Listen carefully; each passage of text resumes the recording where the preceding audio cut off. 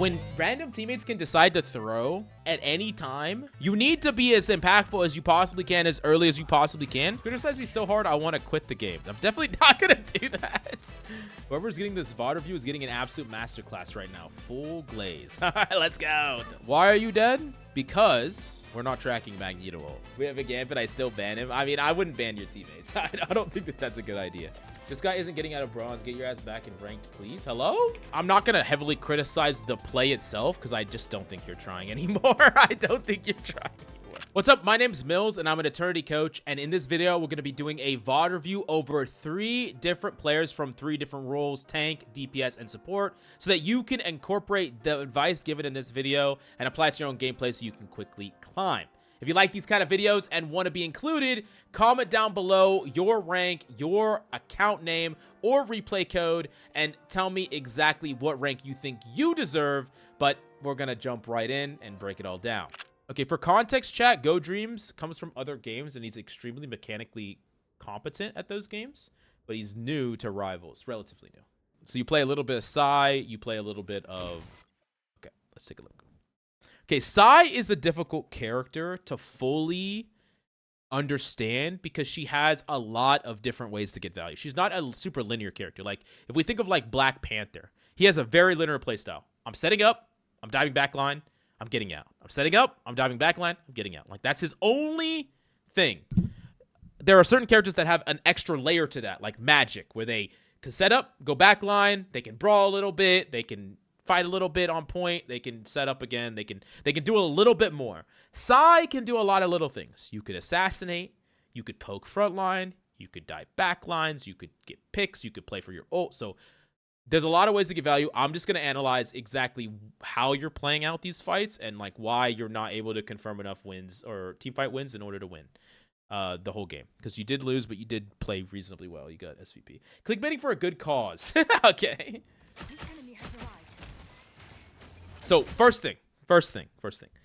On Psy, generally, so we talked about this in the previous VOD, we want to control the angles on Psy. The reason that starting here is not great is because, let's say there's a Gene. Well, right now, it's actually a BP. But like, even this BP, right? If you were set up on height like right here or like over here, we could have marked this BP and forced him to back away. But like, let's just say it's like a Moon Knight, right? If a Moon Knight walks this way, boom, boom, boom, boom, boom, boom, boom, walks this way, onk, kills, boom, kills one of your supports. Because we're playing main, this entire space up here is uncontested. So like, and if you want to contest that, you would have to dash up or maybe dash again, and you want to have those to duel. So as a general rule of thumb on Psy, I want to see you set up high grounds and control these spaces first. Set up here, start right here, poke a little bit right here, then dash back, or mark anyone that comes through here. If someone wants to come up here and duel you, just kill them or force them back, right? I want you to hold that space. Starting main, this is very low impact. Because like let's say that someone walks out of here and then just like Moon Knight grapples up here. You're killing their ass like instantly, right? Like 3 seconds, they're dead. Boom. Versus I'm going to do slight damage to this Magneto, right? Yeah, setting up on the right can work too. You have access to this Mega. That's good. But like the point is to like don't just set up an autopilot main, because there's more. You can always default back here if you need to, but there's other areas that you could control, contest, and play make from, right? Live in the off angles. Mills is spotting with this one. Sheesh. I'm glad I have Deathandgaming here. He can give me some extra guidance. And in fact, I should get Deathandgaming in the call to help me, to give me extra pieces. We got the double coaching. Oh, I could do it. Feat Deathandgaming. Wait, I mean, I don't know if you're working right now, Death, but if you're not, oh, you're down. All right, I'm calling you. So far so good. Can we continue? Let's keep. I agree with everything you said. The only thing is hanging up on the right side I wouldn't necessarily do, just because of the fact that on the left side you can contest those off angles and keep someone from flanking your team. Like Makes Psy sense. does really well, just like you said. Like sitting main is just not where she wants to be. There's too much damage there, but she does better at like making sure that nobody's gonna, like a Moon Knight or BP or whatever is gonna try and flank their team. Right. Yeah. Makes sense. Yeah. Makes sense. This whole left area is just too strong a position to just give up for free. This entire space is just like You see BP so doing important. it right now. Yeah, exactly. Yeah, because if you were up there, like Death does this a lot in his games. He like applies pressure to divers and forces them back, and like forces I would have been them sitting reset. still, right? Yeah, right where that poster is in the back. I would have been sitting perfectly still right there, and as soon as BP came by, I would have full combo. Yeah, he's just He dead. will Yeah, autopilot all the yeah, time. yeah, 100%. Yeah. Where is your tank? Oh, he's AFK. Okay, all right, fair enough. I was gonna say like there's been no tank for a while. A nice deep freeze. Okay, I don't even know. So like that's another thing is like there's stuff going on up here that we are just not a part of in any way, right? Our teams seem to have it handled, but we're just completely out of this fight. This high ground is all your terrain as Psy. Like we can dip up here, we can dip down, then we can go back up. Like we can control this space. We don't really ever. This is like kind of like no man's land. Like this bottom area. Like basically anywhere main is like a place we really shouldn't play unless we're just like waiting to get healed or waiting for cooldowns. Like this whole area. Do you agree with that? Yeah, I agree with you because Psylocke has so much mobility. You want to be in the places that are mostly high ground and off angles. Like I said, like you want to live in those off angles and apply pressure to all of the squishies. Your Psylocke's damage is not super great for shooting tanks. You shoot tanks when you're trying to push them backwards or when you're trying to reset your cooldowns. Otherwise, you're trying to constantly contest and take those duels. And going up against a Moon Knight BP, like you win those two duels for sure. Right. And Dream says his map knowledge is weak. So things you should know. There's a health pack here that you can retreat to if you need to. There's a health pack here that's extremely powerful if you need to like kind of reset and then set up for another play. This is another health pack that's really powerful. Like all three of those health packs around this frontal area. Stuff to think about. Stuff you can play around. Psylocke gets to abuse health packs more than a lot of characters because you just can easily get back to them, control them, dip to them. So yeah. Anyways, let's keep going. So yeah, I don't know if you heard me talk about Go Dreams, but he has really good aim from other games. He's like high rank in other games. He's just new to Rivals. So he's learning. He's trying to fill in the gaps, pick up the pieces. Yeah. But his aim's really good.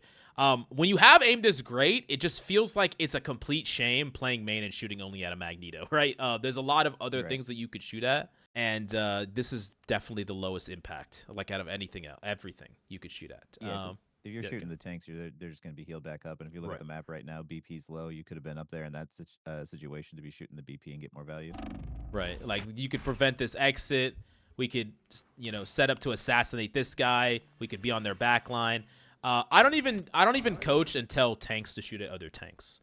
Like most of the time, tanks should not be shooting at other tanks. They should be shooting at like DPS or supports whenever they can. So when you as Psylocke have the option to literally position wherever you want and shoot at whatever you want, it should most likely not be at the Magneto unless he's like cut off, isolated one. He might die here, which should not happen. No, he's fine. I thought it was one. Okay, no, it was a bug.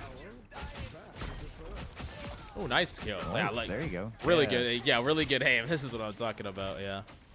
Yeah, shoot past the tank. Yeah, exactly. And it's easier, like off angling. Like if you understand the concept of not shooting the tank and like trying to shoot past the tanks, like off angling makes that all easier. That's why we keep harping on it because it just like pretty much every single one of these coaching VODs. The first one on tank pool, the second one on invis not so much, but off angling is okay. But then like the magic one and this one. Off angles are just so important because they just let you control space and apply pressure where you want to apply pressure. Yeah, you're also going to be taking significantly less damage in off angles than if you're sitting down main. And that's one of the key components of being, in my opinion, a good DPS, especially a good Psylocke player, is taking less damage but dishing out far more efficient damage. It means that there's more resources for the rest of your team, and because you're so mobile, you can get to angles much quicker and retreat much faster than anyone else. So, it's just a lot easier. And like clearly the aim and the target prioritization is there. But it's like if you were up top on like the high ground and left or right, it would have been even easier for you. Yep. Agreed. 100%.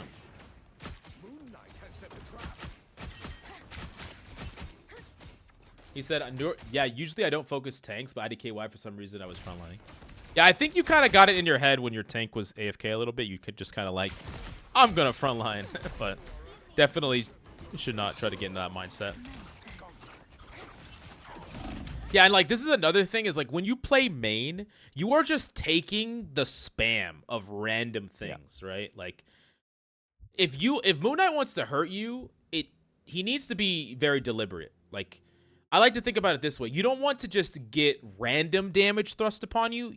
If they want to fight you on an off angle, they have to use a cooldown on you, or they have to look at you, or they have to shoot at you. They're not just like, I'm just pouring down damage main and I'm just hitting you by pure coincidence, which is kind of what's happening.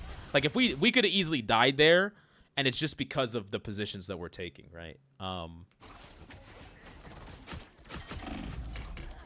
Yeah, Just like that. yeah. Just yeah. Consider all of this. This is just all no man's land. Like none of this. We never stand anywhere here, right? And just try to control this up top. So I know we probably are gonna repeat that a lot throughout this VOD, but yeah, like walking to the choke point. Yeah. Yeah, I'm always walking back. I'll let you know that like Psylocke's position heavily depends on what her other team comp is like. You know, you've got Squirrel Girl and Namor. They're gonna sit main and they're gonna spam. Like you don't need to be there too. So that's how I determine like what I'm gonna do. Like if I have a BP, Spider-Man, or a Daredevil, they're probably gonna autopilot and dive, and then maybe I'll like off angle and help my front line more. But in this situation, you don't need to stand main because right now everyone's standing main. You can see it here. Right. And Dreams, you said that you came from Immortal to Radiant in Valorant, face at level 10. So yeah, very high level in Valorant and CS. So like the best way to describe this is to like look at your whole team too. So you're dead already here, but like look at your whole team. Neither of the DPS nor you have been contesting this high ground, while these opponents have taken high ground and they're like ready to jump back line. So like at like higher level players, the fight is here for this area. Like if these guys want this space, they have to fight for it. And that's typically why like as you climb higher, tanks go high ground too, because tanks want to secure the space for the Moon Knight and for the BP. If I'm trying to put this into Valorant terms, because I know you're high rank in Valorant and you're coming over to here, like the best way to think about that is we want to hold what is it, hookah? Like we want to hold that space. We don't want to allow opponents to come all the way up through all of these areas on the map without us fighting for those spaces, right?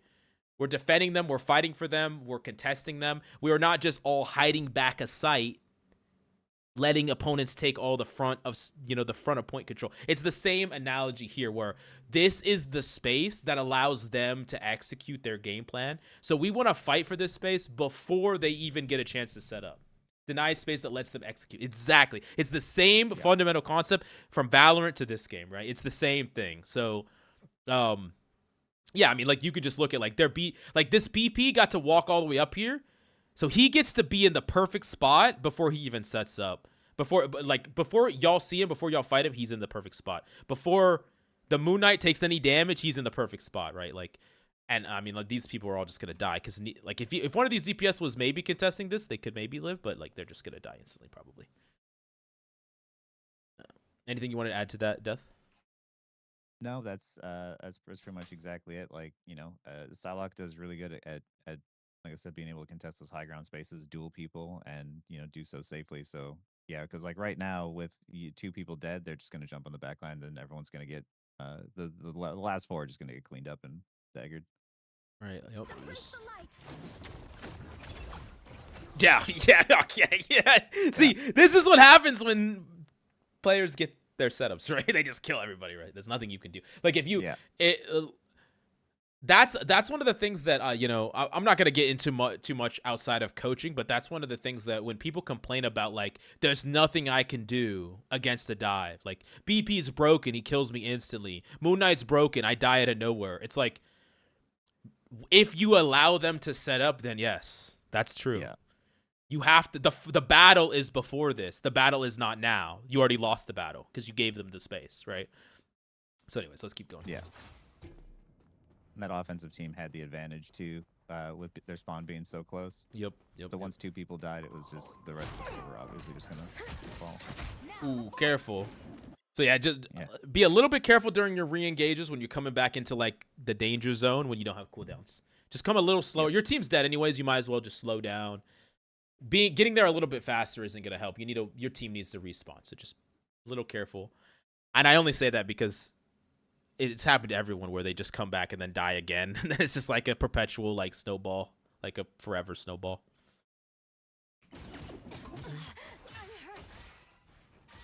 Okay. Got lots of time though. Time to wait for the tank. This is There good. you go. That's a good angle. That's good. So this is what I'm talking about, James. This is exactly what Death and I have both been talking about. You forced that guy out of there, right? He had to leave. Now, if you and this Namor walk with his team, does he have to, if he's sitting right here, does he have to leave? No. He gets to let y'all walk, and then boom, he's on your back line, you're all dead, right? But just by you taking this angle and shooting at that guy, he has to run away, or he has to commit in that second. He doesn't get to set the terms of his engagement because you forced him out of it, right? Yep, that's Psy 101 right there. Yep. That's perfect. Mm-hmm. And just keep on him. Yeah. Force him out. Yeah. Boom. There. He now he's not set up. He doesn't have his perfect engagements. He doesn't get to do exactly what we're talking about. You showcase why it's so strong, why it's so important. He doesn't have his gauges, and right now he has no cooldowns. He's forced to back up and wait. Like, now's your opportunity. Yep. Yep. There you go. Yeah. Cool. See, exactly. And like here, when you have absolute advantage, you could do a lot of different things. Like you could just walk with your team. You could even go here and try to cut it off. Like y'all could just like walk in. But like I think like you could probably like go and visit, like take an aggressive angle if you want to, or just like try to close this fight out, close the window of this fight out as fast as you can is good, because you'll have such a high advantage here. Yeah. You're extremely mobile, so always try to cut them off and get more staggers. And rip this all. Wait, what is that rocket doing?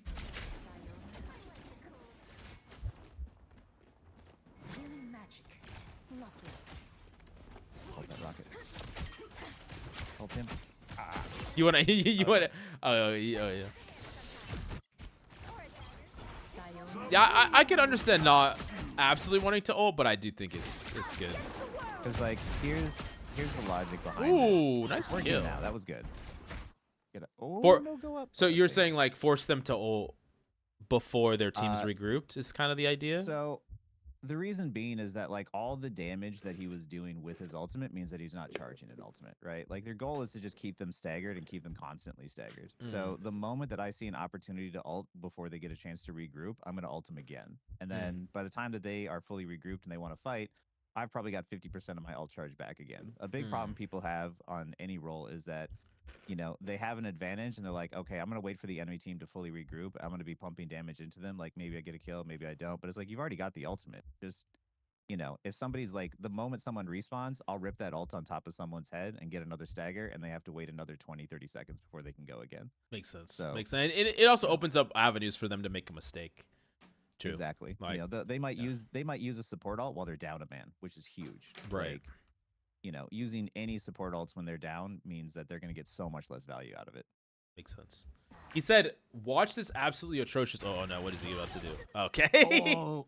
We've been there, bro. We've been there. Yeah. Because, like, it happens. It's like when what Death said, like, right here, you should have immediately here, you just dash up. You just, like, dash up and dip out. One thing, Dreams, is, like, your aim is really, really good. And, like, when your aim is really, really good, there's a lot of ways that you can take some really good duels with people. Like, something that I see a lot of Psys do in isolation, not in this situation, is stuff like dash upwards and go invisible and then, like, fall down and, like, burst somebody. Like, there's a lot of things that I think you could pull off that maybe not every Psy could pull off just because your aim is, like, obviously, like, top 1%, you know? Yeah. It's an extremely good aim. So I want to see you leverage that. I'm very excited to see how you're going to develop after this spot, because I think you're like... Sometimes people learn a lot faster than their mechanics can keep up, but that's just going to be the opposite for you. It's just like you're only limited by what you can learn. Yeah, this is just once you figure out, once you're aware of what to do, you're going to pop off.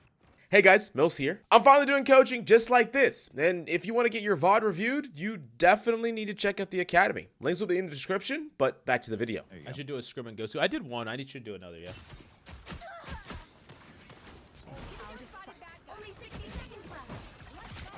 Careful here. Ooh, yeah. What do you think about this engage? What's your thoughts?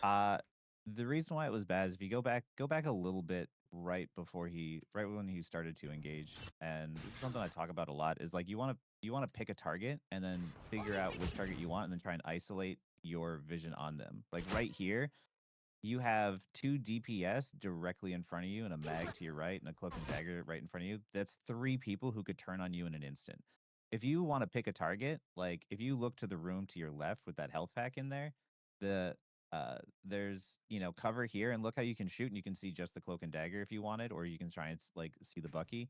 You want to try and figure out a way where whoever you're shooting as Psylocke, you're isolating them with your vision. Because if 3 people can see you, that means 3 people are probably shooting at you. So try not to stand out in the open like this. I'm sure it's probably worked so far where your aim is probably just done better in terms of just like outplaying everyone. But like, yeah, this is exactly what I do all the time in my own VODs. This is why it's bad, because the higher you climb, the more people are going to turn and see you and be like, oh, you're isolated. We're going to burst you down immediately. So try to figure out how you can take a position in which only one person can see you, and that's your target. Yeah, and if we connect this to Valorant, Dream, it's like the same thing. It's literally the same thing. I know you're not one-shotting people in the same way as you are in Valorant, but like in Valorant, you're like clearing this space, and then you're clearing this space, and then you're clearing this space, right? Like that's what you're doing in Valorant or Counter-Strike. We're not wide swinging, and then we have to shoot, recoil control. Like it's just so much harder to execute on that, right? It's like we want to. If we isolate our every engagement and clear everyone individually, like it makes the engagements far easier. So like we would just want to set up like some of those isolations. And if there's nothing that you can really isolate, it's okay to play a little slow, especially when your team is far back. The enemy team hasn't walked forward. Like as these players push up and this mag pushes up, he will naturally create more isolations in the backline too. So like you don't there's not necessarily like a burden on you to be first actor here. You don't have to just like, there's not like, the fight hasn't moved anywhere. You still have Cloco, you still have Mago, you almost have Luno. You don't have to just go in and like, oh, I need to make something happen or else we lose. Like that's not, I want you to kind of, you don't have that pressure on your shoulders, and sometimes trying to force something through can make it so that you end up feeding and then create like opportunities for your opponents. This is defense too, so 1 death means it could be that even though your team has the advantage, you'll lose the objective anyway.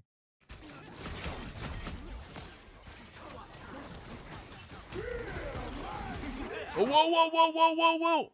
Oh, so I don't know if you know how this works, but how Magneto works is the longer he holds it, the more damage he does, and the more damage he absorbs, the more damage he does. So we do not want to shoot into the Magneto ult because it can kill our teammates. Yeah, we can kill our teammates. So I don't know if it mattered one way or another, because I think the rocket ult would have affected it, but like, I know you reacted faster than you could probably. No. That's you'll learn that with time. That's fine. But also because you put yourself at risk, Mag bubbled you, and then Cloak and Dagger ulted, and now Mag doesn't have friendly bubble. That's true. That is also true. Yeah, that's true. Real firepower! Tremble before fast!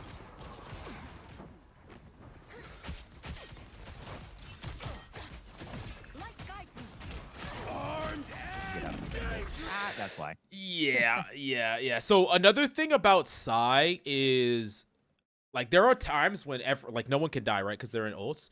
Psy wants to dip out of that ult far earlier than the ult ends, because she doesn't want to be in the open when the ult ends.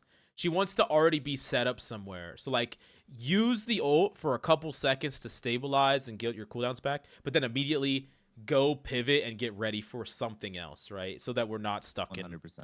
in this, the no man's land. The I'm gonna die randomly land. Yeah. You are not always safe because you're standing next to your teammates. It's usually the opposite.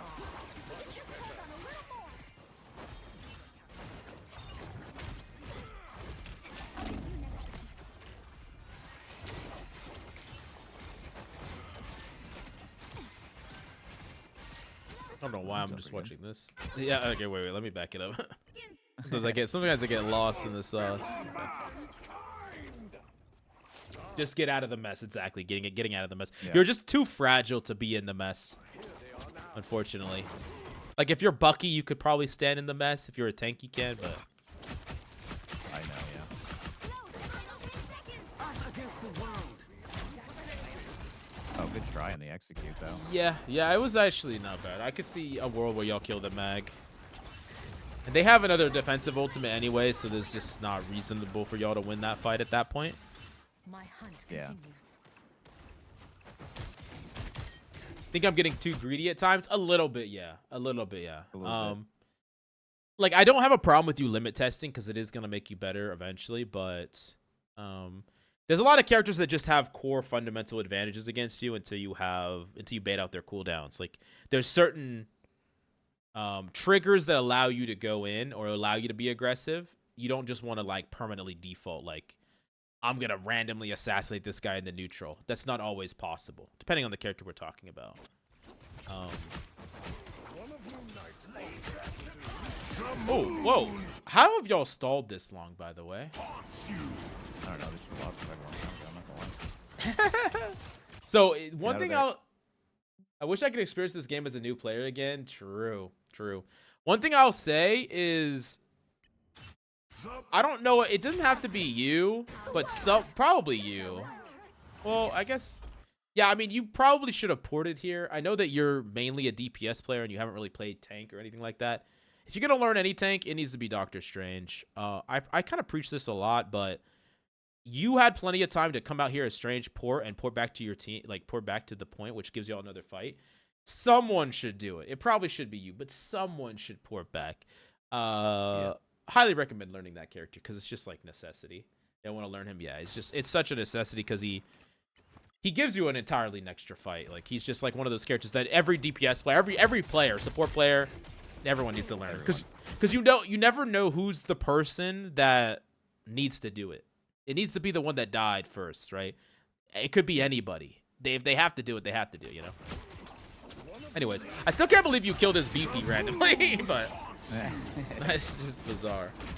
So here, how do I put this? I don't hate what you're doing. It kind of depends. So, like, I think that there's multiple game plans you could come up with here.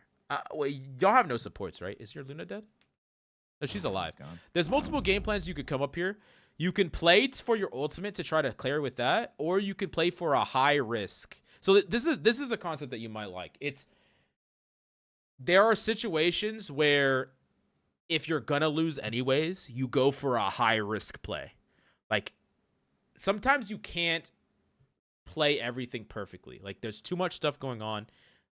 Y'all are dying, your supports are low, everyone like there are windows and times where the actual only way out is for multiple things to go right for you because you're already losing by so much, by magnitudes, right? And in those cases, like instead of like, oh, I need to play here and shoot things with my mag, maybe your play is I'm going to go invis and go try to assassinate the rocket. I'm going to go for a high impact play that could turn the fight. Like those are only in situations where there's not really a better option. Sometimes though, the play is to just play passive, you know, try to contain, build ultimate, play for something more reliable. How do you feel about that relationship, Death? What's your take on it? 100%. If the fight already looks like it's losing, you have to go for a risky play because, like, if worst case scenario you guys die together and then you regroup, but best case scenario, a low chance, maybe you flip the fight or something. But the biggest problem here is just like he has the same problem most people have, which is just they default to going main and they're just kind of like pumping damage into the enemies, and it's like with Psylocke, her damage has been nerfed to the point that it is weak when you're defaulting to going main. That's like a punny thing to do. But for Psylocke, it's all about her target prioritization and her angles. And what you really want to do is you want to force the enemy to look in like two directions at once and then go for an isolation. I have a thing where I shoot the target at the very back of the group. People in solo queue do not turn around, and it doesn't matter who's at the very back, whether it's a DPS or support. Like, there's a huge blind spot behind you because people think it's a third person. They automatically just kind of get too lazy and they get relaxed. But there's a huge blind spot behind you before players can actually see you from either the side or the back. So I go all the way around as Psylocke in the back, and I just start shooting whoever's at the back first. And by the time they turn around and realize I'm there, I've already gotten 2 kills. Like, but here, everyone's seeing you because they're already looking forward. Yep. 100%. I think yeah, Dreams, so like you said, it's like a gamble. Yeah, like to once again relate it to the games that you are really good at, Counter-Strike and Valorant.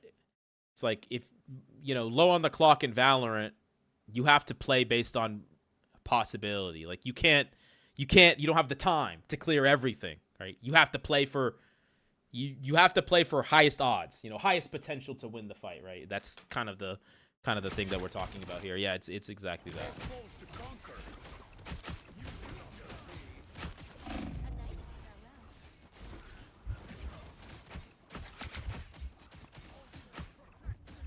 What is this enchanted totem? Yeah, that's kind of unfortunate. Ooh, whoa.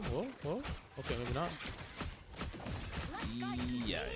That's fine. That's fine. It was close. It was actually close. You almost built your ultimate. Now might be a good time to stop them. Where are we set up here? Looks like I didn't have knowledge yet. Yeah, probably just need a reset here. Yep. Okay, that's fine. This is also one of the reasons why I just permaban DD. Yeah, he will hunt you. He will definitely hunt you. You're not a complete dog against him, but you can't be anywhere aggressive. Like, overly aggressive anyway. You have to take shallower off angles against the Daredevil typically. And what I mean by shallower is like this is an off angle. Like here is a shallow one. This is a pretty shallow one. This is a deep one. This is deeper. Like if your team is here, shallow would be like these, and like deep would be like these. It's not like one shallow, one's deep, but like the closer to your team, the shallower the angle, the further, the deeper. Deep off angles can be really impactful because they can turn into flanks. They control more space. They technically apply more pressure because they pull more pressure away from your team. But you have access to less resources, and you're farther away from those resources, as in like heals, the pressure of your team. So like you're more isolated. So when you're up against a character like that can mark you, like Daredevil, that can see you through walls, you don't want your off angling to be as deep because you could just get caught out and killed. So yep. I will say right now you have your ultimate, which means that you want to try and use it as soon as possible. And because they have a support ult, they might counter with that. But Daredevil players are very, very predictable. Because they can see through walls, they automatically assume that they can just like walk in on you. So put yourself in a room where the supports can't see him, and then he'll follow you, he'll target you, and the moment he dashes in on you, just hit Q. You'll kill him with your ult and solo ult him. They'll get pissy, they'll hit question mark and alt chat, whatever. But then they're down 6v5 and you win the next fight. So like you can bait Daredevils especially into that position. And don't doubt the power of a solo ult. Size ult is not that great. Like if you can isolate one or two people, it's amazing. But if you don't, they eventually stack and then they just you get no value. So yeah, always if you can solo out someone with it and get a kill, do it. He said, "This is my first encounter with DD. I tried to duel him, and I think you know how that went. I had no idea what he does." Yeah. Yeah. Funny. Okay. Oh, yeah, cool. Good aim. All right. That juicy rock. Nice. That's the Okay. team up, right? Yeah, That's the those team left up. click too.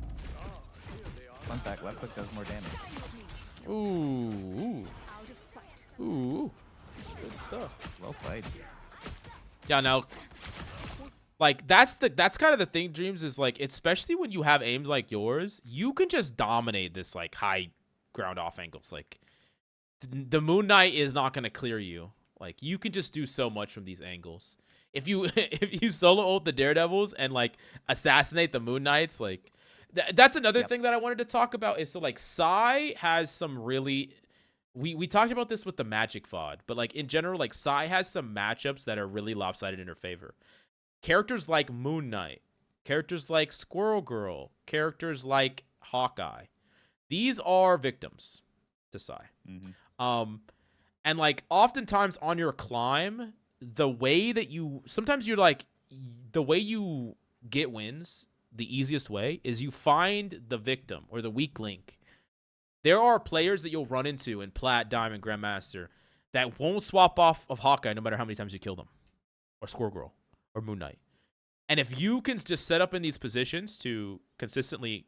Like, this Moon Knight should die like 20 times in this game. I don't even know how many times he dies, but you could just absolutely farm. He's died 5. So, like, every time, like you saw on first, a lot of the setups he got away with because we never were set up in the right position. But like, he doesn't have a reasonable way to fight back against you unless he like gets complete initiative on you. He should never kill you, and you can always set up in a in a position where if he just makes one slight positional mistake, he just dies. You can just kill him again and again and again and make him swap. Make him play some random character he doesn't know how to play. He should not be able to play Moon Knight against you. And like it's just not a reasonable pickup against you because you have such a lopsided matchup. So, and this is true with every character. You want to know the victims of your character. The characters that you can shut down, the characters that you can farm, the characters that you can punish, right?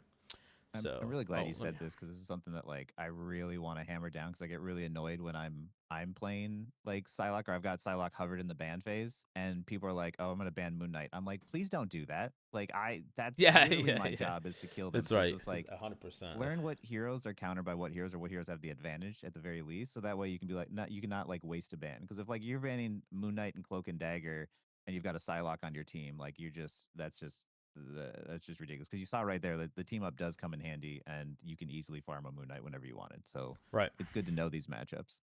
Yep, exactly.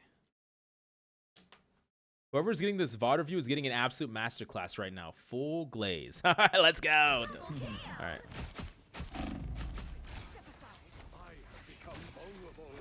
Once again, get away from the main. Yeah. Yo, it's playing too much main. Let's off angle. We can even destroy this thing so it falls. You can rebuild it, yeah. But backline. But yeah, we can also just like go and we can mark the Daredevil if we want to, or we can go jump backline. Like there's a lot like off angling more like just not anything here. Yeah, imagine if you ripped your ult like 4 seconds ago, right? But while the team was still regrouping, they're still backing up. Look at the time on the clock, right? You buy yourself, your team, so much more time the moment you rip that ult and you get a single kill because then they're forced to regroup again. The only time that in a 6v5 usually that the team with the team with a disadvantage ends up flipping the fight is when it's already mid-fight and someone's already low and they can kind of like make something happen. But if you get an insta-kill on someone and team of 6 stabilizes and they have full health, that team of 5 can't really do anything. And I always tell people, imagine you're playing against a team that has like an AFK member. The odds of them winning are pretty low. So your goal is just to constantly keep them staggered, and you'll do that all the way up to Celestial. Is like, I am constantly looking for those opportunities to like, oh, I have my ult now. Okay, I'm gonna go like the enemy team is staggered, they're still regrouping. Okay, I'm gonna rip it. I'm gonna stagger them longer, and like they have like no time left on the clock. So don't be afraid to go in there, find a squishy as soon as you have your ult, and stagger them even harder. Especially Daredevil players.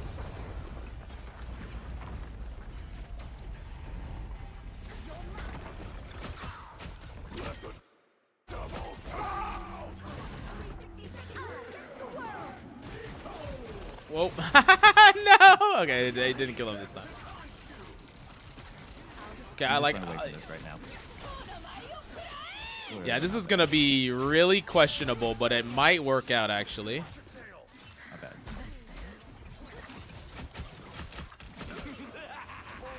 This is real firepower. This is good. Yeah, I don't mind this at all. Especially if you don't go in too hard here. You could even try to spawn Oh, actually, you can win this fight. Yeah, you can win this fight right now. Yeah. This angle is exactly where you want to be aside. Yeah, right here. very good. Yeah. Yeah, great. Nice. Just See, really well executed. So up and look to the left now. Yeah, and we can just like we could just do it again. Back up here. Yeah, back up here. Keep poking from here. And like if we control this middle ground with this health pack and we make sure that we have one dash, we can always get away from the Daredevil if we need to. Like we got to be a little careful about prolonged fights in their area, their space. But as long as we're like not too deep, like here we're still in line of sight of our team, we can dash away, we can grab the health pack, like we're fine. Yeah, I think one of my weaknesses right now is not utilizing my ult as much. It's like I wait too much for the perfect moment. Yeah. I think the way that like that Death is talking about, like getting used to using it for extra time for snowball, not trying to hold it. Like don't expect it to be this like I press Q, I kill 6 people.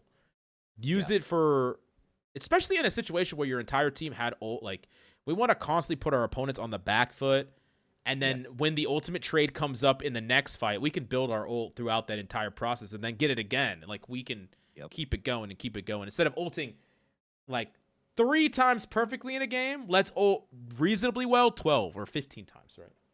Yeah, you can do you can do a lot by just like setting the tempo and setting the fights on your pace and before the enemy team is able to do anything. And the big problem that people have as well is if you react, you're going to do worse than if you're proactive.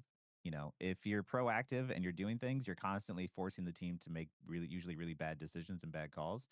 So I'm constantly never letting the team regroup and possibly get a chance to, ult aggressively on us instead. I would rather ult on their heads first and not let them have a chance, especially, you're trying to catch them off guard. And once again, if you ult a single target and you drag the circle to isolate just that one target and you kill them, you're good. That's Psylocke. That's Psylocke in a nutshell. If you get 2 or 3, that's amazing, but that's not usually how it's played. Usually you're just trying to find like the rocket, especially because he has the res beacon. I shoot him, he dashes, and I dash on top of his head and I solo ult him every single time. There's a lot of targets I'll solo ult and I get a lot of shit for it, but it's incredibly effective. Yep. All right, let's keep going. Exactly. Getting some value is better than gambling for full value. Exactly. Yep. Exactly. We'll watch a little bit more Psy, and then we're going to move on to some of your Punisher play, because you did play Punisher later in this game. Yeah, like, once again, like, we're opening ourselves up to so much potential death, damage, We kind of have said this a lot, but yeah, like, we just can't play these spaces. Yeah. That chunk is... like, yeah. What else? Okay, yeah, we'll fast forward here. Okay, now you're on Punny. Okay, we're on a completely different character. Let's see how you play here. Punny is the exact opposite. Everything we said about Psy, that's not Punny. Punny plays front to back. He plays right, smack dab, like fucking peanut butter and jelly between the top bun, which is his tank, and the bottom bun, which is support. Like, he plays right there, and he just outputs damage right there. He can off-angle sometimes, some of the pre-fights, some of the setup phases, but mostly he stays here, and the reason he stays here is because he wins here. If he's allowed to operate in the neutral and he doesn't die, he outputs such consistent value. But he is a victim. He can die, he can get targeted, he can get shot. So, will you answer my question? I don't know what question you asked, bro. Let me take a look. Oh, did you ask about Magic? Will Magic be good next season? Probably about the same. Probably about the same unless they get buffed. Next season? No. Yeah. Oh. All right, let's go. Holy aim. Holy aim. I wish I had this guy's aim. I'm not Yeah, well, he has like a bazillion hours in aim related games, so. I have a friend who is exactly like this. He's Radiant right now in Valorant. Whenever he comes over and plays this game with me, he doesn't know what's going on, but he just dinks everybody. Like, play the hit scans and just delete everyone. Oh, if she should get buffed, I think she's in a reasonable spot. You could probably buff her a little bit, but yeah, cooks instantly. Yeah.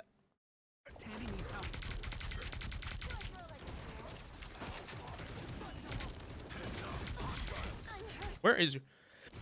Okay, your takes right here. Yeah, like, the trick here with Punny is just to play a little slow. So I don't really necessarily love going too wide here. Like, if you're going to peek this angle, I would like you to maybe peek from here instead, so you can isolate it a little bit more. Or just play here and force these close engagers out first. Like, before you swing around this corner, let's clear the close space.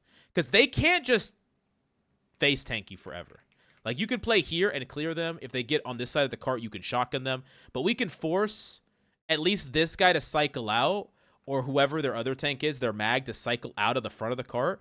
And then, once this space is clear, then we can use this as cover to clear this immediate angle. We can play here, force these people back. The more... We're kind of slicing the pie. So we play here and clear this, then play here and clear this, then play here and clear this, then play there and clear this. You know, like, slowly but surely. Eventually, when they're on the back foot, we can be a little bit more aggressive and use the cart for cover and whatever. But the idea here is that we're not... I like to say biting off more than we can chew, which is just like trying to, like, you're supposed to shoot the Ultron in the storm. We cannot shoot them if there are tanks sitting right here. Like, we can't ignore those tanks. Right? We have to clear those guys out first, and then we can go and address these guys. But if you want to ignore them, if there's some type of hard bunker that's really hard to clear, then you typically want to take like a further back angle, and then like use your good aim to be effective from range instead of using your good aim to try to like just like kill them in 2 seconds, because you're more survivable if you like use further range, right? Yeah, and you do have Punisher and Squirrel Girl at main here. Your team overall has more damage. Assuming as long as you don't die to the dive, you will eventually pressure them out. Right. Yeah. Any long engagement. Their comp is actually super anti-synergistic, to be honest with you. Because they have like 2 divers and then like a hard poker in Storm. It's just like, and Matt, like, it's just like not a very particularly great comp.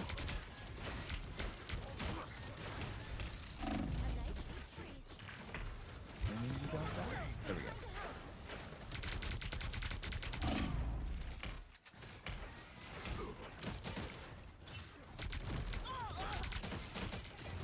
Daredevil died in 3, 2, 1. Yeah, and like when this guy comes in, you typically want to like swap to shotgun and just try to kill him. And also when he jumps in, like that's kind of what I was talking about, where you're kind of playing a closer angle, and we want to like we want to fight for this space before we fight for this space. It's just kind of, we're trying to fight for all of it at the same time. We're trying to fight for everything, and it's just not reasonable.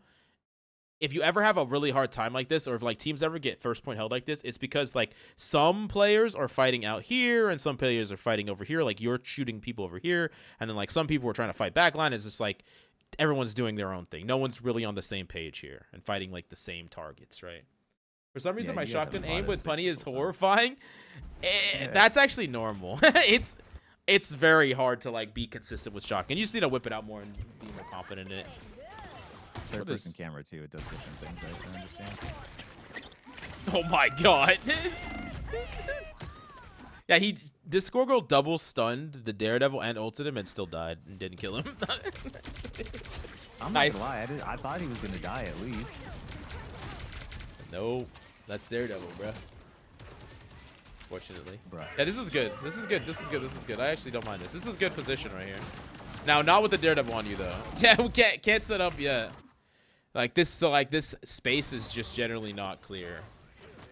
I would also say like, in general, characters like Punisher, and Punisher's in the same batch of character like Squirrel Girl, Hawkeye, Moon Knight, characters that are die victims. Like Punisher's also a victim, can be like a big victim, or Psy can victimize Punisher. And like when they have a Daredevil, like he's a guy that you need to be very aware of where he's at.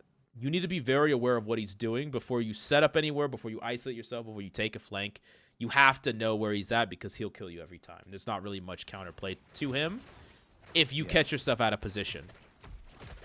And I've said this a bunch, but divers, you know, they work with burst windows. So your goal is to try and shut them down and keep them from, survive that burst window or shoot them back. The moment that you shut down a dive and he uses a deflect and he jumps out, you have about 8 to 10 seconds before he comes back in. And that's how they become very, very predictable. So that's how you know, like, okay, I've pushed Daredevil out. I now have 8 to 10 seconds in which I can apply pressure to the rest of his team. Or I killed him. He's not going to be back for about 25 seconds. So those are the windows you're trying to look for when you're fighting against divers. Yep, exactly.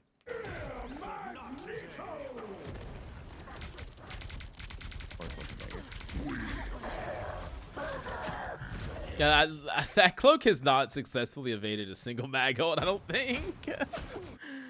Oh, wait, how did they even... Oh, wait, I gotta watch this back.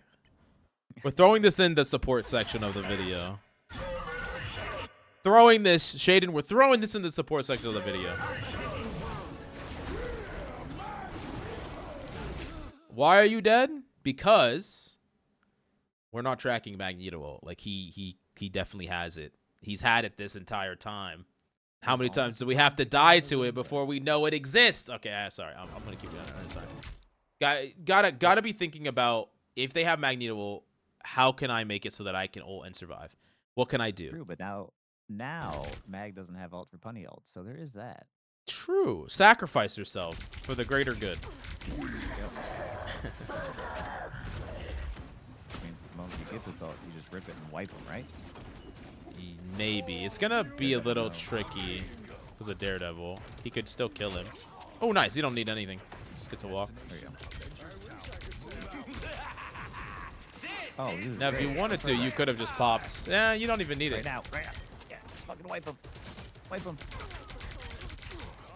I actually don't. I actually like not using ult here. I know that's kind of Yeah? mainly just because they should win this isn't- fight. yeah. They should win this fight without it, and then if they Luna Punisher ult in the future, that should be just a True. free win, 100% free win. Now, will that happen? I don't know, but at least in higher elo, you probably wouldn't need to ult here. But in lower elo, you might, because they have such huge numbers advantage. So they really shouldn't. If the Luna pops ult here, they're kind of throwing. Okay, there's the thing I called like an Overwatch like plat match where like your team has like an advantage of like a 5v3 and they somehow lose that 5v3. That's what I call like plat match from like Overwatch. Hey, where yeah. I don't know how my team is gonna lose it, but they find a way. So a lot of times I'll just like I'll force the fight to win myself. Sometimes Yeah. strange shit happens. But Yeah, I do like agree with I you. don't really want to. I want to try not to teach Go Dreams plat math just because he's not going to be here for very long, to be honest with you. So Yeah.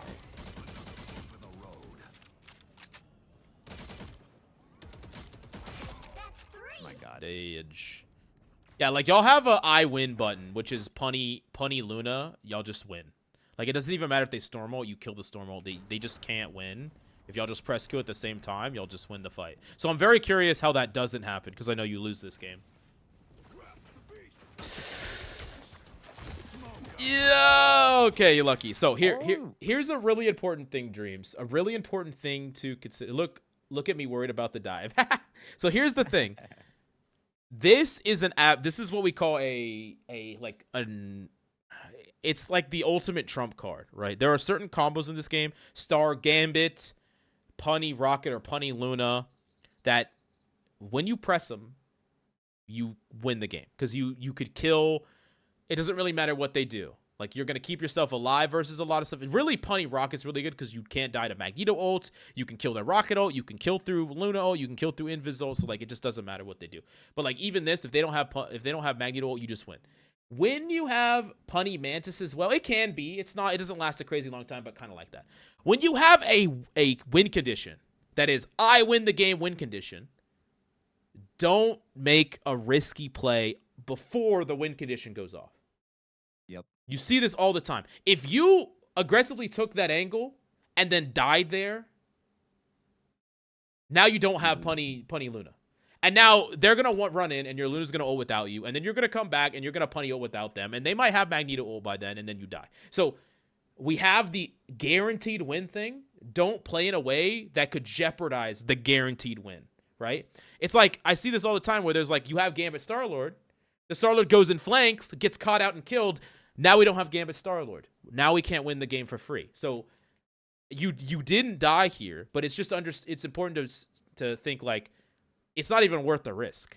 It's not even worth the possibility of me dying pre-fight here. Let's play for the 100% win condition, which is us ulting at the same time, right? So, anyways. 100% agree. Battlefield ready again. Don't turn back now. I'm so horrified. No. No.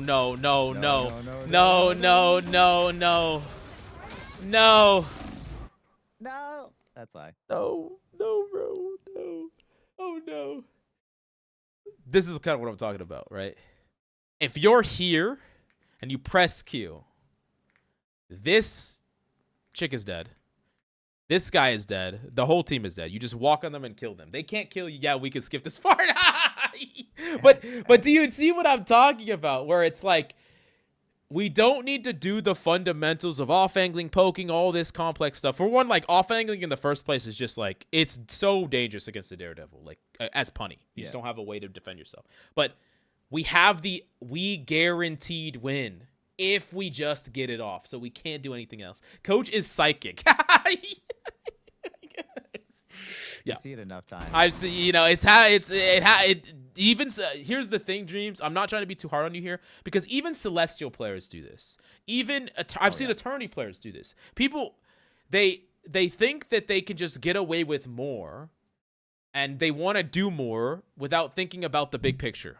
We have this combo. Let me just sit here and play main. That's not how they normally play. But guess what? It's gonna win you the game. So who cares, right? Yeah. Because now we're running into this problem where we don't win this fight. Like you said, bite more than you could chew, yo. Because I think y'all get first point held here. Y'all do. So understand that if we just played with our team and ulted with our Luna, we 100% take this point. Just wipe them. And that means Yes, we probably, not 100%, but it's like a 90% chance it's a high chance that we win this game. So I know that this seems like really small things, but sometimes one decision can be all that matters, right? Because y'all don't get another chance. I mean, y'all don't get another chance with a combo. Now, I am curious how you're going to ult this. It's probably not going to work out because they have Daredevil ult and a lot of BS, and you don't have a defensive ult, but... I do want to say that Luna's position has been pretty great this entire game. Wait, what's up? I do want to say that Luna's positioning every time you've gone to spectator has been pretty great all game. Yeah, it was really good.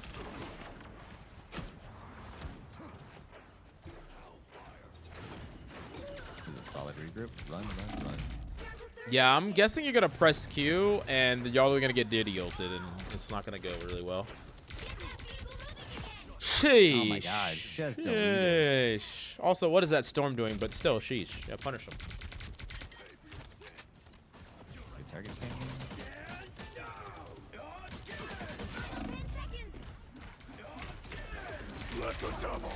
I knew it. I knew it. It's just this guy. Like, there's nothing you're going to be able to do there. Unfortunately. So, yeah. So, like, if we kind of take this whole thing. So, like, about your Punisher play. Specifically, your Punisher play. It's understanding, for one, like, your win condition, which is your ult. Like, win con. Like, play for your win con. Enable your win con. Don't take risk before you have a win con. Number two is your matchups is extremely important. And it's like, especially against characters like Daredevil, but it could also be Psy. It could also be, even be like Panther. It could be, there's a lot of characters it could be, but we are susceptible to dive.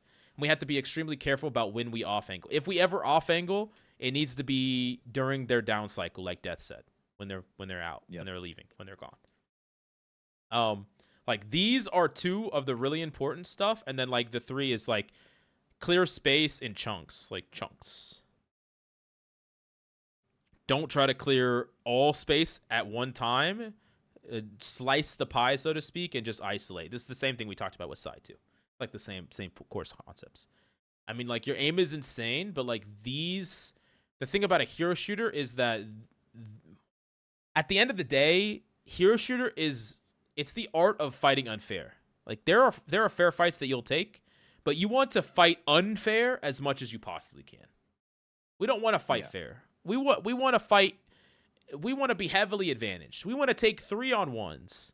We want to fight someone who can't fight us back. We don't want to allow an opponent to ever fight us fair, and we certainly don't want to put them in a situation where they have an advantage, like isolating ourselves, a character that doesn't have any CC, against a character that can see us through walls and can burst us down, right? So yeah.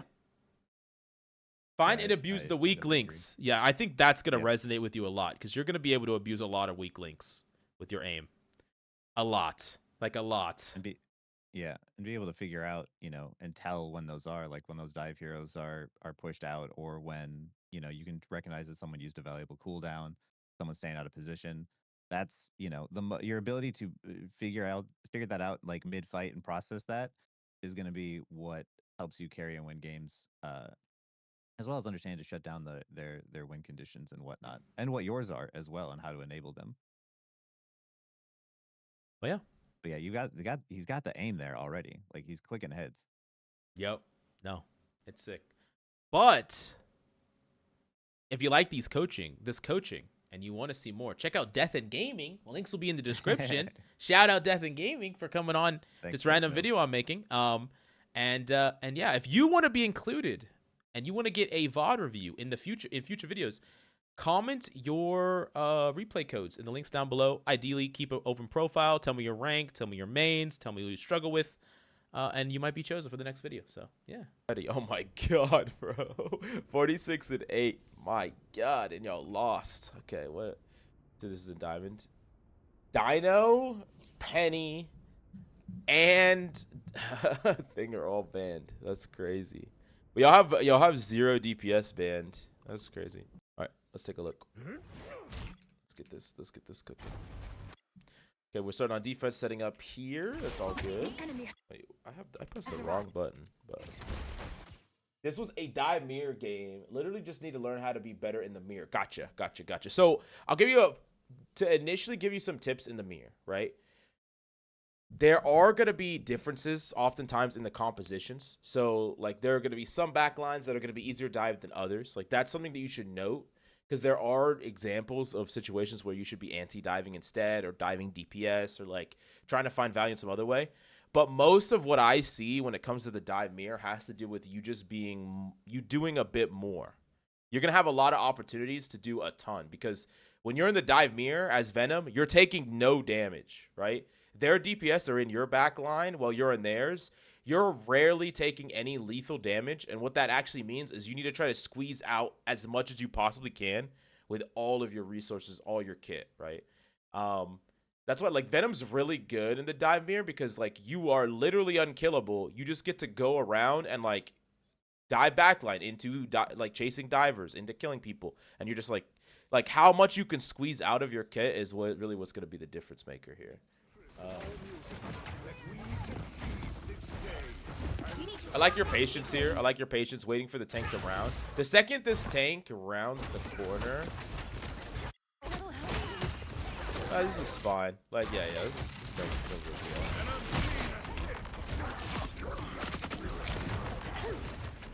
This is about fine. No, we just reset. That's fine.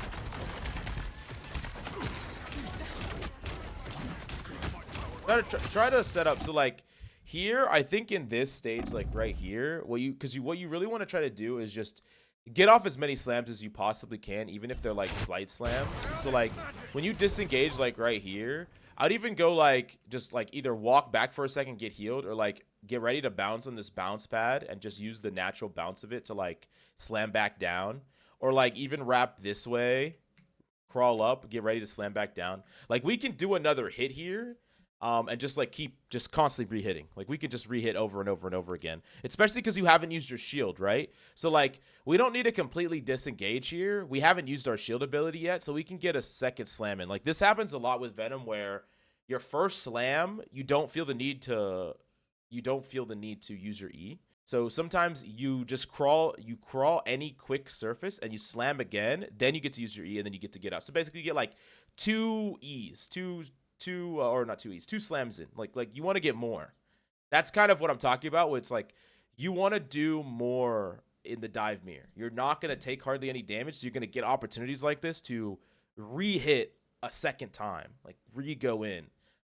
We don't need to like do the traditional, I'm with my team, I'm healed, I slam in, I get E, then I swing out, I get healed, I wait for cooldowns, and then I go back in. Like that cycle is a cycle that only really is relevant if you're constantly losing like your shield cooldown, you're constantly getting knocked to 1 HP. Like, yeah, you have to do the full cycle. You don't have to do that against a dive comp.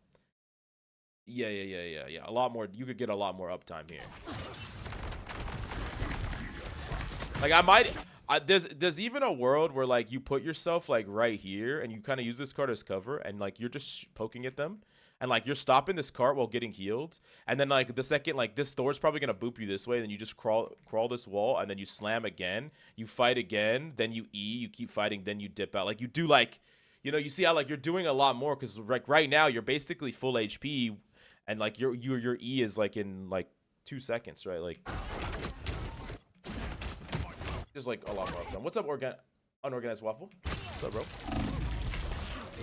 Yeah, because like this is what we don't want to have happen, where we didn't really do anything with this resource that we could have been doing something with, right? Like we could have used this to get a free slam in or stop the cart or both, but instead we just kind of got it forced out of us in this like really weird. Okay, like how do I put this? Like you should never really be passive unless it's for a reason. Like if you have cooldowns, you should be doing something. And if you don't have cooldowns, you should be waiting for your cooldowns. But you should never be in a situation where you're doing nothing and you have cooldowns. Like that should never happen, because that's more like it's about the amount of cycles you get in and out basically throughout the game. Yeah.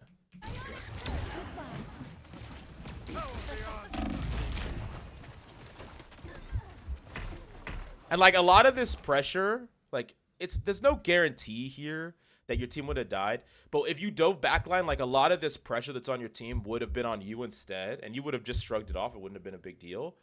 And you probably would have stopped the cart too. So like, even if y'all all die, it's worth more. Like if you think about how many engagements you get throughout the course of a game, instead of having like 30, we want to have 50. And because you're doing stuff like stalling carts or like hitting around carts, that actually could be much more. You could actually have like 60 in a game, right? How do you know if you wasted or not your cooldowns? Like if you got maximum value out of it?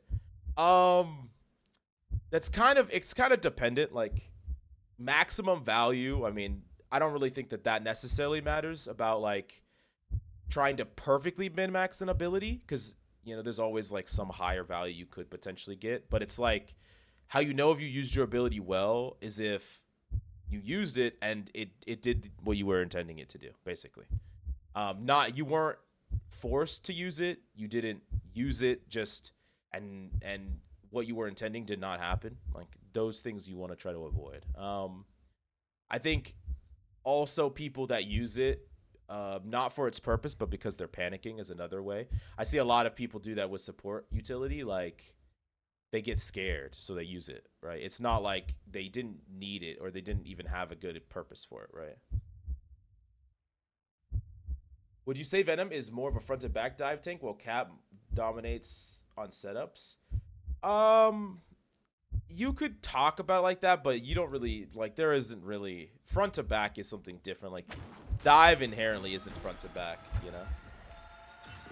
Okay, let's see, you set up here. Okay, this is fun.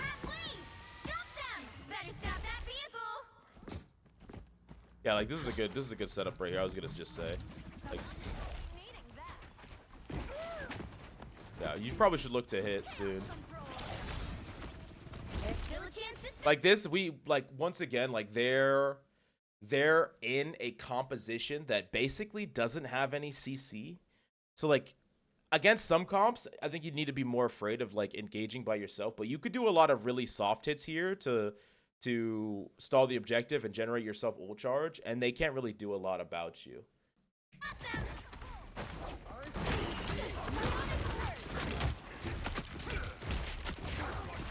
Yeah, it's like, especially on this map, Jaw, these bounce pads are OP because they, in the middle of a fight, you could just use them to reset your slam. Like you want to use these a lot. They're really, really strong. Like we poke.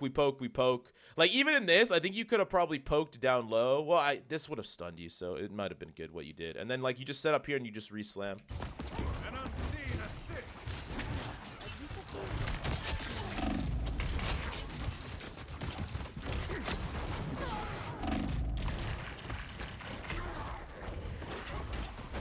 Yeah, like we missed one slam, but this is D1 close to GM.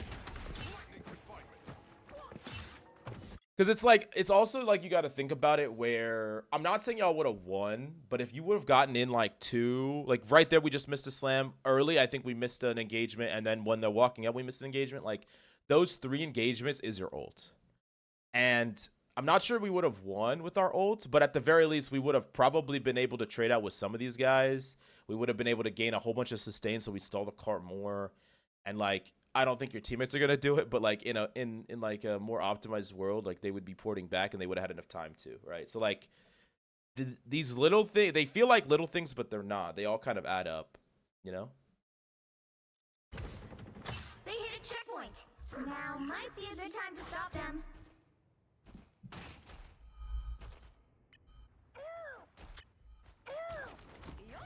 I don't really know what your black cat has been doing up to this point. Oh, I guess she's frying. Oh, I don't even know. No worries, I've got your back. What am I? And like this invis right here, like we should slam the fuck out of her. Like if you slam her here, she has to back away. She can't keep going. Like I would just slam the fuck out of her. Or going card isn't bad either. You just get to stall the card for free. Yeah, I would say like this. I've seen this happen to you a couple of times. You got to be really careful about doing this. I've even done this myself, where we're not getting the slam off. Like, just got to make sure that you're slamming, like pressing it right here. But like, yeah, we don't want to. Yeah, we don't want to be ever walking to a place unless we don't have the cooldowns to get there, right? Get the slam out.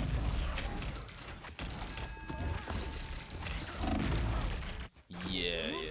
It's a little late placing slam and then bind, yeah. And that's like another thing is if you slam, yeah, like slamming will oftentimes bait out cooldowns that will be the cooldowns that they use to stun you like this. Like if you use it, you know. Yeah, this is an unfortunate death because your team is all alive, right? So like, this is a pretty costly death. Your teammate got it. I think Cloakbind did, yeah. You got to be a little bit careful about like.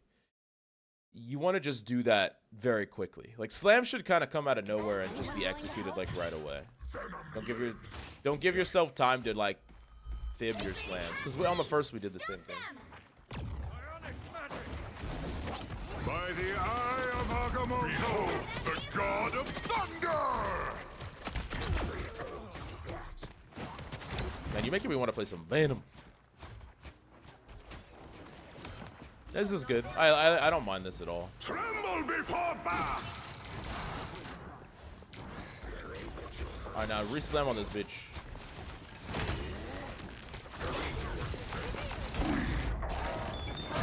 Nice kill. Well played. They used both. Yeah, just get out. Perfect. Well played. Yeah, you actually played that really well. I like that. I like that a lot. And we go right back in. Back to stalling the cart. Yeah. Yeah, that was about as good as you could have played. That's really good. Power beyond sight.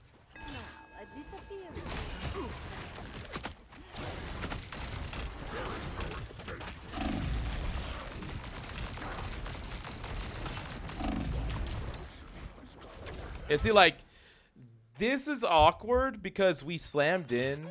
Wait, let me back this up. So like we're here and we're fighting in open space. Like, we should probably just grapple back here. Like, just try to get out. Get out. Like, we could do a soft grapple if we want to, but we want to get out. Because what happens here is you kind of just stand in this open space here without grappling back. And we use our E anyways. And then we're about to die, and we use our grapple anyways, right? So, like, we slowed down this whole cycle by basically just fighting where we're not effective. Like, remember, like, at the end of the day, you are a melee hero. So we don't even want to be peeking enemies unless we're point blank from them. Like, we want to have very deliberate, I'm fighting you or I'm not fighting you, right? Yeah. And these are habits from other tanks, probably, from Strange and Mag and stuff. What's up, Mo?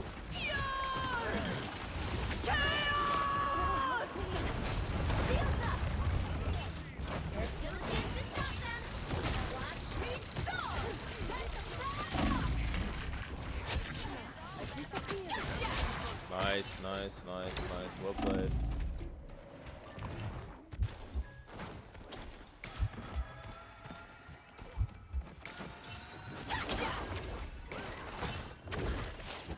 Feeling coach, I've been running down rifles all day. I like the sound of that. Like the aura. That guy's aura farming. Like even here, I don't love the setups. I don't love where you're setting up because we're taking a lot of unnecessary damage. Yeah, we can set up in a place where we don't take unnecessary damage is better. I really like setting up here because we have this bounce pad. We can just use this bounce pad and then, you know, take an angle from here. Whoever this guy is the dub Venom, of course. It's the goat jaw. Yeah, it was good backline right here. Nice. Nice. Yeah, it was all good. Yeah, and another thing that I really like to do that's really strong is, especially if they're playing characters that are melee characters like Thor, Magic, Daredevil, whatever, right? Is in a fight like this, so we slammed. You see how this Thor's chasing you and you still have your E? Drag him out. Drag him as far away from his team as you possibly can. Only for you to go back to your team. So, like, you just keep backing up this way, right? Back. The Thor's chasing you. Chasing you. When y'all are here, then you yeet back. Because what you're effectively doing is you're dragging him, and you're basically creating space. Like, you're dragging him out of the fight, only for you to go back and hit. Yeah, like, it's a pretty strong effect. Like, you can do it with a lot where, especially if you already got value, like you already killed someone, sometimes you can, like, extend the engagement even further for, like, a melee character, and then you're back into the fight, and this Thor is, like, all the way the fuck here. He just has to dash. It, like, takes him forever to re-hit. It takes him so long to, like, finally be relevant again. And it's even better if, like, you do stuff like that where you bait out support cooldown and stuff.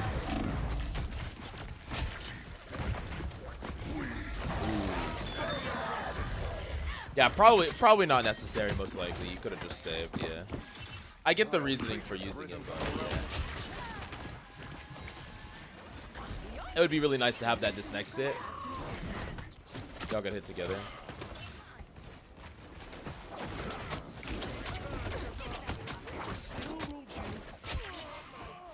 Alright, let's set up. Let's go through this. And like, yeah, let's hit him right away. Yeah, Nice. Nice. I wanted to. I just felt like I was gonna die there. Yeah, but like, it was like 2v6, you know. I feel like you could have just completely pulled out of that fight, and your team would have still won it, you know. If Venom did that tech to me all game, I was playing Rogue. I didn't realize it was until I VOD'd it. Only 60 seconds left. Yeah, it's a strong one. Yeah.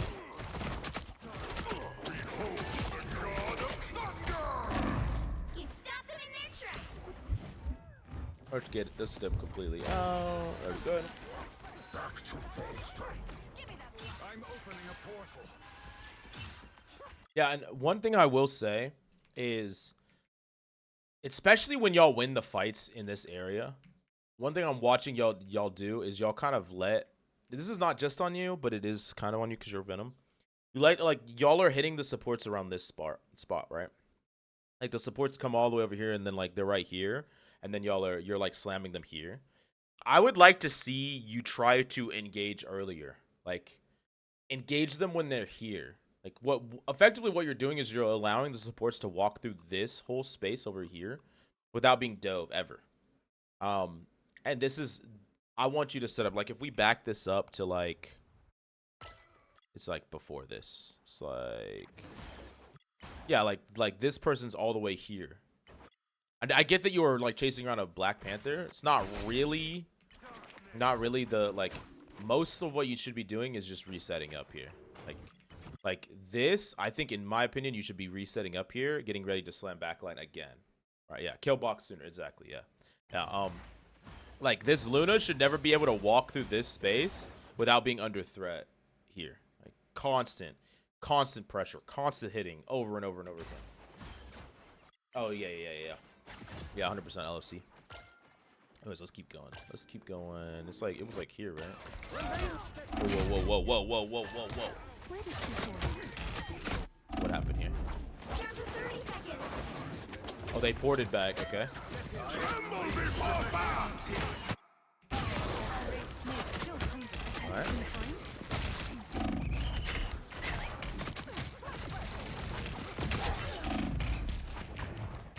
Oh no!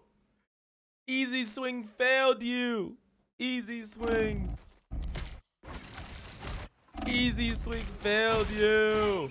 Now here's if you're planning on doing, I don't hate the idea of doing an all-in hit here. Like, especially after y'all already killed one support and y'all are killing the Thor. Like, I don't hate the idea of doing an all-in hit here. And what that really looks like is, that looks like after you E here, you wait, where's it at? I guess you're kind of close. It'd be like right here. You literally grapple slam down again. Like you grapple slam, like right here. Ba-ba. You know, with the easy swing into slam, like right where you're standing. And you just like double down on like creating it like an all-in a form of aggression. You either do something like that, where you're double downing on the dive and you're trying to do as much damage as possible, or you try to disengage sooner. Because the thing about Venom that is, in my opinion, kind of overpowered is that if Venom ever gets out of a fight and he's back to full, like let's say you went, like this is a fight where they ported here, so they have some people and then they lost a lot of people, right? If you're ever in a situation where you can get out after you got kills, so you already killed one person or two people, you can get out. Once you get slightly healed up, like you grab a health pack or some shit, and you get your cooldowns back, it's almost impossible for them to kill you the second dive. Because they barely killed you with the, like they barely threatened your life with 6 people. How are they going to threaten your life with 4? Like how are they going to be able to burst through your health plus your overshield when they have less people to shoot at you?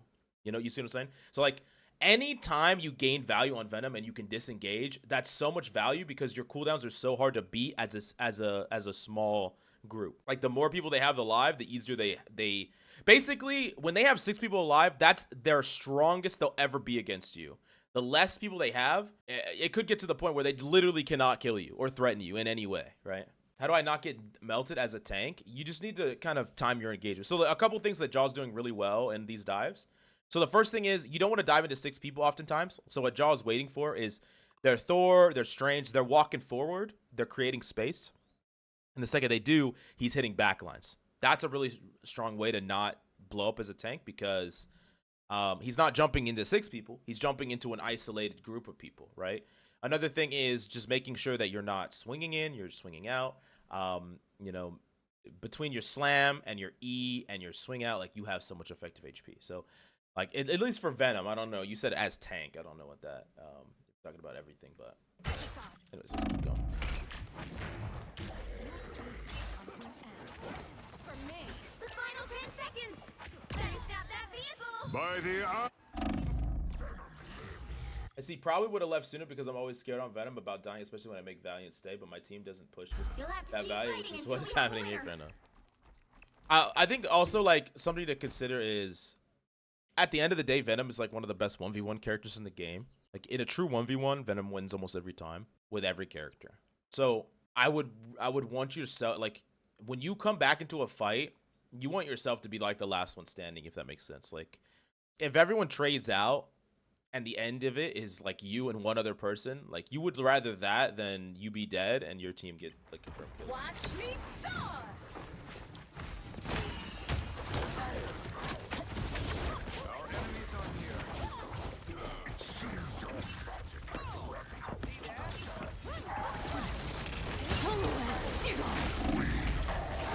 That's a big jump, but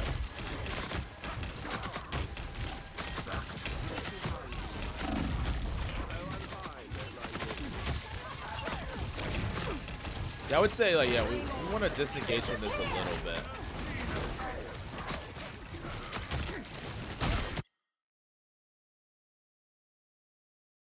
What the fuck happened here? Disappear. Your powers are mine. Disappear.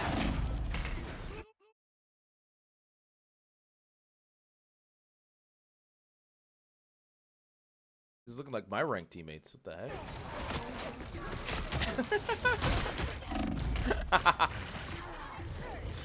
Now y'all have a good shot at winning that. Y'all have a good shot at winning that if they just press Q or press, you know, or whatever.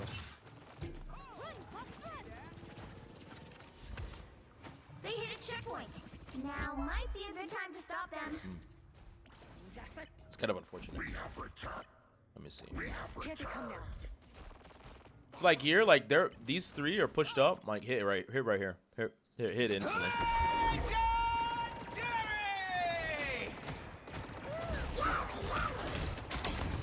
Only 60 seconds left.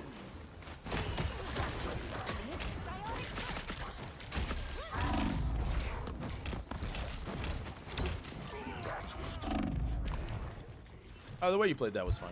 Let's go. Now or never. Stop. Let's get full healed. Let's go hit him instantly. Let's go.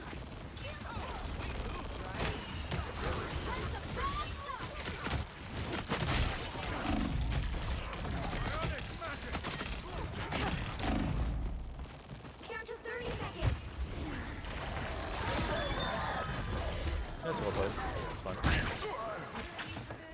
Don't mind that at all.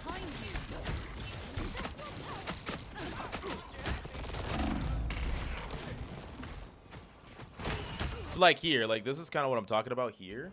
It's like I want to see more like right here or in. Try to find ways to get more value here without using your grapple. Like right here, you're against a wall. Just climb this wall and then just slam back in, right? Or you could even climb this back of the cart and slam back in. Like we don't need to use grapple to set it up. Let's save grapple as much as possible, but use our slam as much as possible. Slam up, slam up, slam up, slam up, slam. Tell this Venom to link up with me. We could do something for real. True. Are you like my Knicks coach? And yes, I'm from the Bronx. I get to claim them. Sheesh. Yeah, boy Brunson might be the GOAT. Yeah, like this, because like this is pointless because now you don't have your swing out. That was it to hit me up on Discord. Yeah, hit up John on Discord. Please. Like if you die here, this is because of how you engage that, right? Like you also got to think about like you don't have to 100% win the fight right here. We can just disengage and re-engage, right? But like the way that we engage this is because we basically decided at a certain point that we're either gonna win this fight or die. Like, which those aren't the only two options. Is to win the fight or die. You know, you see what I'm saying? All right, let me go. I'll show that off a little bit more in a second. Oh, I'm fine.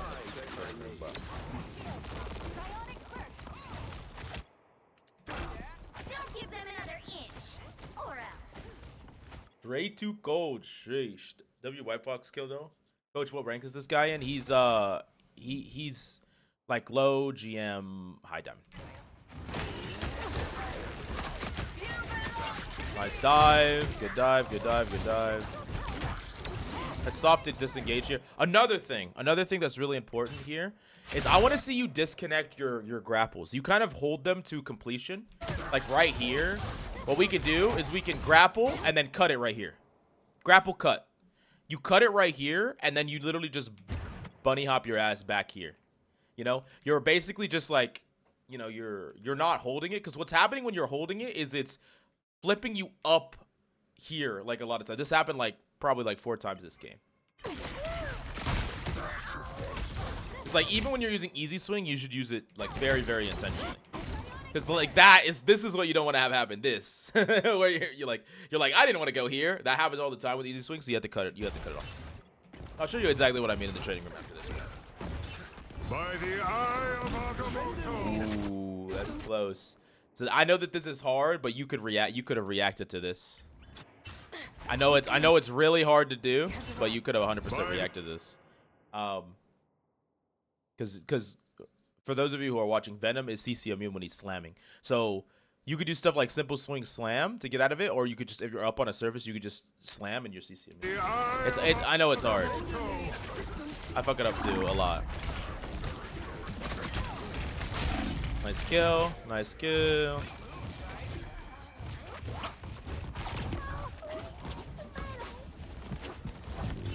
Yeah, it's like this. You did so much this game so far, but it's like so close, because I think you could have actually deadlifted on defense, like completely deadlifted on defense. You did a lot. Like your stats are crazy, but like yeah, it was very, very close. Just more engagements, more disengages, more soft slams.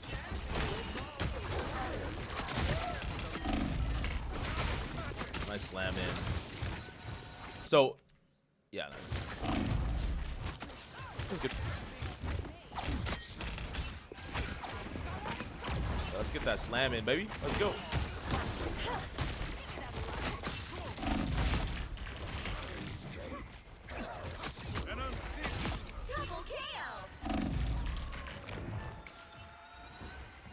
Alright, let's get it. Let's get those snowballs. Start this game off well. Y'all don't win though. I bet you'll probably get held at second though, right? We're almost there.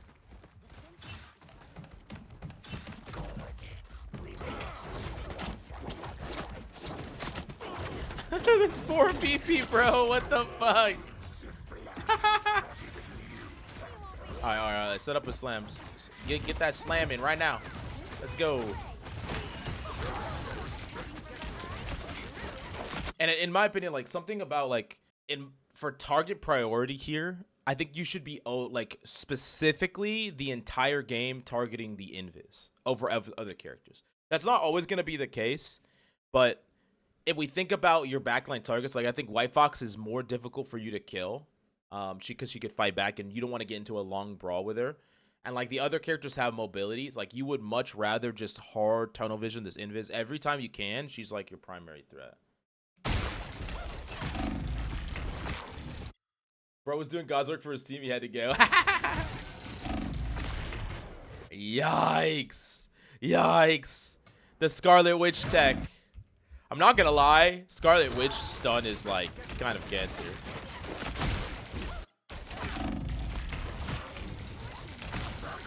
That's just actually cancer, bro. You got stunned like it's actually so cancer. That's actually so cancer. That's crazy. That's crazy. I've never seen that. I have never seen that.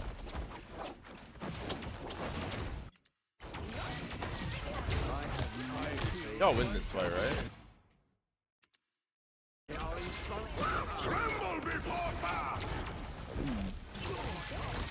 That definitely helps. The god of thunder! Okay, you're back in. All right. Oh, I'm fine. Don't mind me. All right, let's get on that invis. Let's go. So the only thing about this, oh, you do kill her.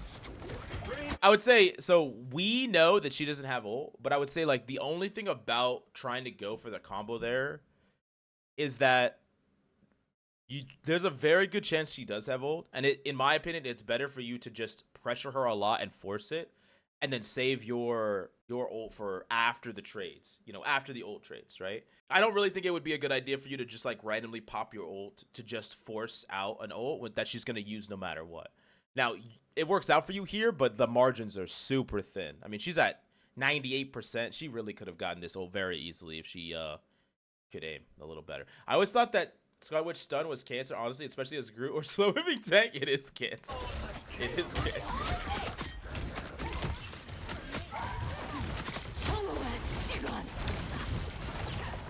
Like, yeah, see, like that, I don't want to see this ever. I never want to see this again. Where you are full HP, you grapple to slam back in like this. We're either grapple slamming instantly at our feet to create more pressure, or we are using shit like this bounce pad to slam in. We are not flying out back in when we're full HP for no reason. Like, I don't want to see this because it's a waste of time. It's a waste of cooldowns. Yeah, I don't want to see that.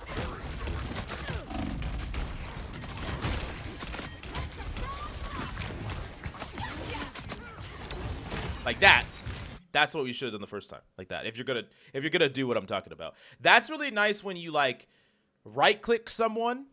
So like, or not right click, the tendrils. You're tendriling someone, and then you grapple slam, shoot them, your tendrils pop. Like that's a really good like mid fight combo that could burst someone down. And if you have your grapple, you feel like you're not using it, you're not taking any damage, I want to see you do that a lot. Scarlet Witch stun is the second most cancer stun in the game after Penny. Yeah, Penny is cancer. You did your plays 2 nights ago, went 9-1? Sheesh. Trying to get like you, my buddy. Leader now.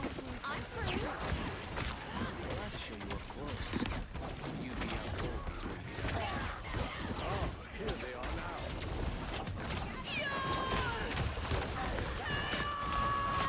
Yeah, like sometimes in this fight, like I get that there's a bunch of bullshit around. There's Black Panther, there's Witch, there's whatever. And I like what you did here, where it's like, if you don't know how to be the answer to these characters, be the threat.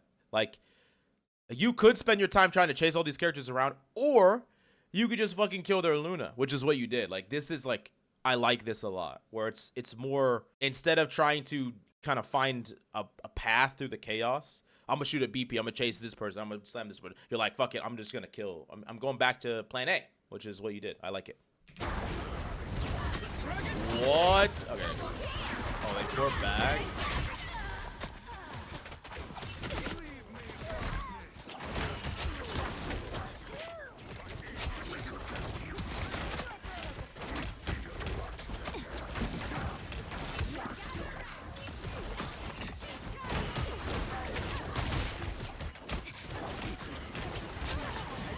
Nice.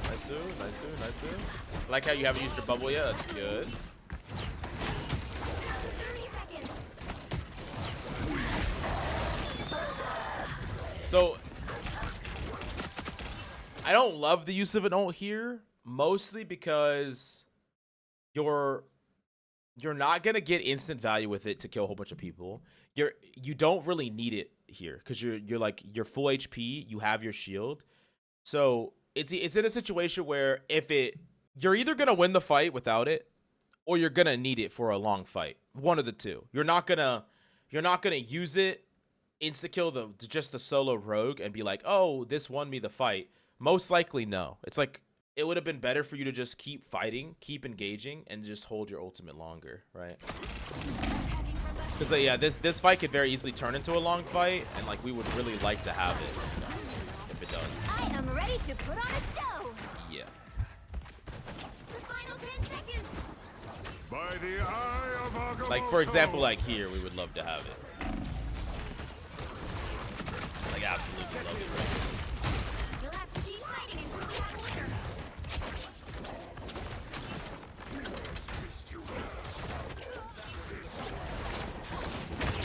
Tremble before pass. Holy longest fight imaginable. Jesus Vehicle Christ. reached a checkpoint. Keep up the momentum. Slam her too. No, I like that one. How dare you stand in my space? Exactly.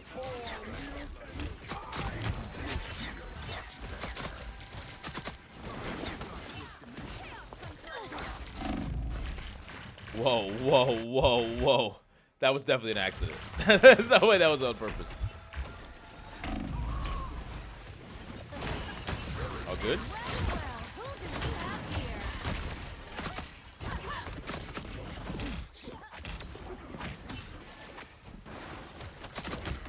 Always well, petulant child wonder.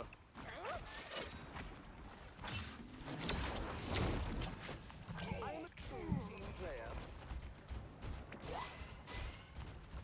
Thank you for being my OG coach. Of course, Zing. Of course, brother. All right, let's set up. Yep. Get ready to slam. Should slam them soon. Even if it's a soft slam.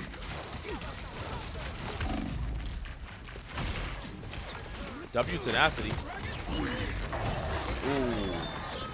I don't hate that actually. It's not the worst actually. It's with a lot of momentum. I actually like that.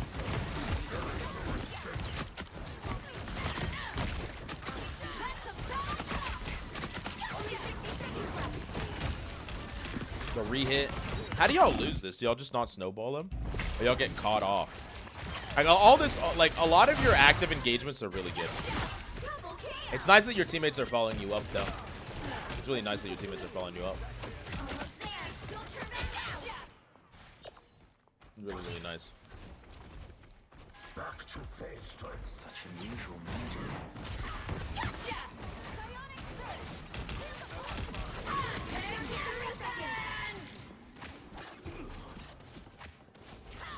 No way. By the eye of Agamotto. Armed and dangerous. No way. Wait, why? Y'all lose this?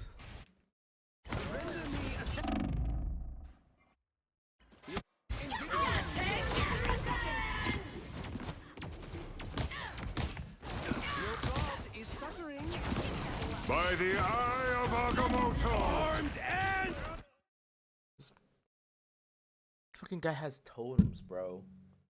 Bro, this guy's been trolling the whole game, man. He's been trolling you the whole game. again. We trolled you on defense too. Also, like Jeff Loki is like terrible, bro. It can work only in a dive comp, so I guess that's fine. But holy, And don't forget, you can use this. Don't forget. You can climb this and use it to slam. Boom. Only the back of it, though. Climb, slam, or climb 180 slam. Like, remember that, because it's really good here. Let's keep fighting until we have a winner.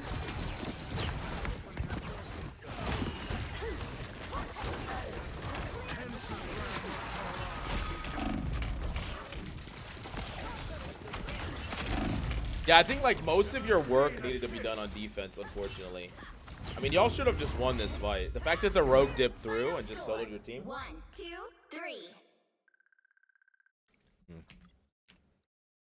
That feels like a really unlucky game that you should have won. It really does. Because it's not really even mirror dive. Like, your Loki shouldn't die that much. But like, mostly, if I talk about... Here, I'll show you. Like, what I want to see more from you. Because I think there's a lot you do really well. But I want to see this more. Let's go and have them. Like, little simple swings like this, where I say, like, disconnect, where you're just, like, going, like, just like that. That's all you're doing. You're just doing that, and you're just engaging it. And you're like, we're not holding it all the way, because you don't know, like, especially the tail end of a simple swing, it takes you to fucking random places. It's like, we literally just do like that, and then we're just trying to bunny hop out. And then another thing is, like, we're just fighting, we're just crawling and slamming. Fighting, crawling and slamming. Fighting, crawling and slamming. Or we're like, simple swing, slam, shoot, melee. And just doing stuff like that in the mid-fight. I want to see that a lot more. But other than that, like, a lot of your, like, especially when you have dive and follow-up, it's good. I just think, like, your cycles, we just need to be hitting our cycles more frequently, trying to get away with a lot more, especially against low damage comps. And then, yeah.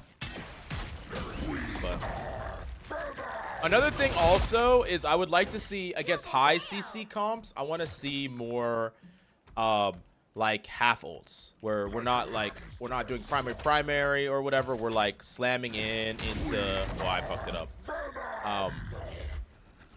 We're like doing like a right click into one primary into ult at 25, or we're even doing stuff like slamming into right click insta ult, because like, especially against like shit like Scarlet Witch, it's gonna be hard for you to time it, right? So like we literally just do this, like we do the full thing. Like different matchups are gonna want to have you doing it different ways. Thinking about your uptime, yeah, and more uptime, just like more chances to carry, more windows to carry. All right, so now we're gonna be coaching a support, the Fury 4, who is an Invis Rocket Gambit player. We'll take a look. What rank? You said you were Diamond 2, right? Let's go ahead and change the thing. Okay. All right. Let's take a look. Invis sounds good. 30 seconds before you attack. Get ready. Let's take a look at how you're positioning here, what you're up against. So early on into the game, kind of similar to what we talked about with the Deadpool, you want to be scouting. Like, you want to try to figure out what your opponents are on, because you can position more aggressively against some comps, and then against other comps, you're going to have to play more defensively because, of course, you need to survive, like dive comps and hypermobility comps. So, like, in the very beginning, and I want this to be a general habit for everyone, unless you're playing a character that is hyper proactive, just like a diver or something where you just can always have the same game plan, which is set up and then get ready to go. You typically want to just try to take in as much information first as possible. Try to gather as much info as possible. Let's see it. Let's take a look at what you do. Okay, you're up against a wolf, so like your primary goal here is to make sure you're set up in positions to cancel. Like, you want to make sure that you're always canceling his grabs. Set up in a position to cancel his grabs. Like that, that's something you should try to be canceling there. I know it's not the easiest thing in the world, but like the second he does that, you can just pull him off, right? We want to try to look for that consistently, like very reliably, because if sometimes people will just lose to a wolf, but you can just make it so that wolf has a very hard time cycling in, gets like over and over again, right?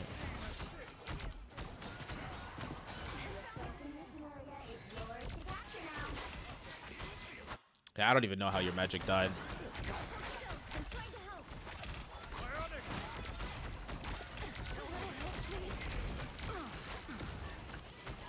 Have we used our pull or push yet? I don't think we have. There you go. You used your push, but yeah, what you're doing here is generally fine. Like, you're applying a lot of pressure. Like, we want to look for some of those mid-fight plays, but like what you're doing and how you're doing it is not terrible. There's nothing wrong with it. I will say, so in situations like this, so like here, instead of like trying to waste time doing what you're doing, sometimes like a better play to just be more efficient, because we want to find ways to be a little bit more efficient. We can't really take our eyes off of our front line. We need them. We need to be set up to like help our front line, stop the wolf, stuff like that. So like you can do stuff like shield your cloak, then turn and fight. Like, we don't need to spend like ample time trying to like get everybody up. We want to try to be as efficient as possible. So like, if you were cloak, it would be the same thing where you're like, okay, I'm going to bubble this person and then I'm going to heal this person. I'm going to shield this person. I'm going to heal that person. You know, you're trying to do more than one thing so that you're doing more, like outputting more basically. Instead of like, sometimes supports will be like, I'm going to do this, then I'm going to do this, then I'm going to do this. It's just a little bit too slow, right? You want to be a little bit faster than that. But.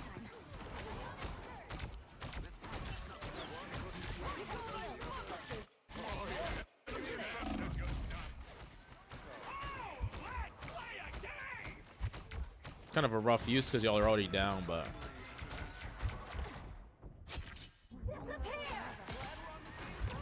yeah, you could definitely mirror here. Ooh. So there was several moments in this situation that I think you could have justified a mirror. Like right here, you could justify putting an ult right here. And then especially when they pop, they're down a player. So y'all are actually even. You could justify putting an ult as well. Like, ult, keep yourself alive, sustain the fight, like, can be really, really good here. I know that there's not a lot of windows of time for you to do this, but it's very important that you do. Because otherwise, you're just going to die, right? So, like, you kind of decide here. I say, like, support is a role of a lot of responsibility because you get to decide if this fight is winnable. You get to decide if all of y'all go back to spawn and try again, or if y'all stand your ground and fight right here. You get to decide if it's possible. And maybe you decided, hey, this fight's not winnable. I should just reset. But to be honest with you, when they're down at Wolverine, I think that y'all should try to win the fight. Y'all should try to play to win. To play to win this fight. And so, yeah. I thought about it too, but I hate not doing it on point. Maybe that's my bad. Yeah, because it doesn't matter if it's on point or not, because if you don't do it, you all die. Like, if you don't press it right here, your entire team dies, because there's no way you're gonna be able to keep them alive by yourself. So whether it's on point or not, it's just we all die, or we all live and maybe win the fight, right? And you get to make the call. Like at the end of the day, you get to decide. Okay, hey, it's not winnable. I'm not gonna win. We're all gonna die. And it's not like if you just decide, hey, it's not winnable, I'm not going to ult, your team can't just be magically like, no, you have to. It doesn't matter. It doesn't matter what they say. You get to decide, you know? But that decision has to be you want to make that decision as correct as possible. And I especially think here with the Wolf dead, it's a good decision. So, yeah. And just like Josh says, the objective is always win fights. Ulting on point is all supports got to get out of their heads. Yeah, it doesn't matter where you're ulting, because the fight is lost if you don't ult here, right? Can tank pool sword ult act as a pseudo support ult like cap? Kind of, yeah. It's like a shitty one, but yeah. Anyways, let's keep going.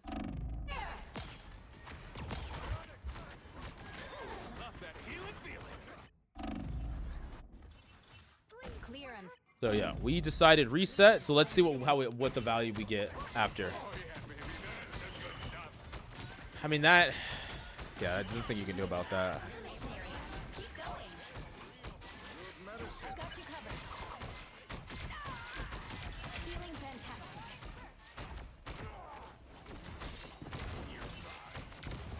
Like this guy, so you just push this guy. 100% the wrong play to make. And the reason is because he just used his dash, right? So he doesn't have it. So instead of pushing him and trying to let him get to safety, let's pull him and force him to fight us and kill him, right?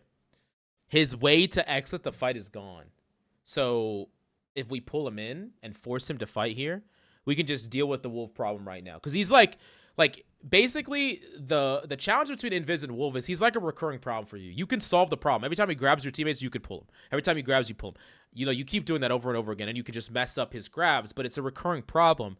But when he makes a mistake like this, where he didn't grab anyone and he's isolated, we just pull him in and just kill him, and then we just get a free kill, right? They're down, they're Namor fed, and now you could force the Wolf to feed by just pulling in and creating the kill here. Instead of trying to push them away, we don't need to create any space. We need to create like a play, like an opportunity to get a pick, and that's what we could do here instead of trying to push them away and like allowing them to create some of their own space. I mean, luckily for you, he Prime delivered you a kill and a free ultimate. So, you know, cool.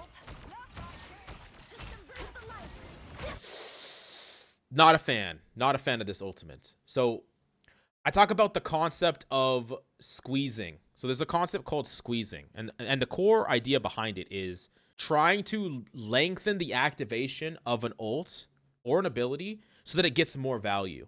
So you tell me, y'all got a pre-fight pick on the Namor, who I think is still in spawn right now, if I'm not mistaken. Yeah, he's not back yet. And y'all just killed the Wolf who wasted his ult. So do we have a need to just become stronger? If I think about trying to win a team fight as it's 6v6, if we have a numbers advantage, we're at an advantage. Like if someone's dead, we have an advantage. That's a numbers advantage, right? And there's ways to turn that into a larger advantage by ulting. You got to think of like ulting is increasing the impact of just the 6 people.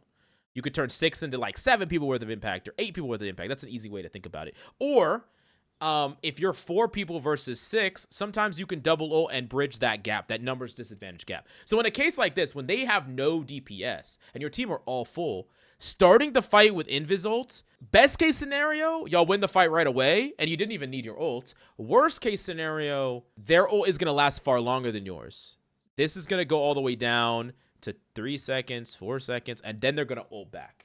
So we want to get out of the habit of I'm going to walk into the space and just pop ult if my team doesn't need it, if we have advantage. We don't want to use our ults that way. We want to use our ults to deny opponents' plays unless we're trying to close out a fight. And in that case, you typically want to, like, there are certain ults that do that better, like DPS ults, offensively oriented ults, Mantis ult. Those are better than Invis ult at doing those things. And like in this case, I think if you just walked at them and applied pressure, they would just pop this ult. Or yeah, they just pop it. You want them to ult first.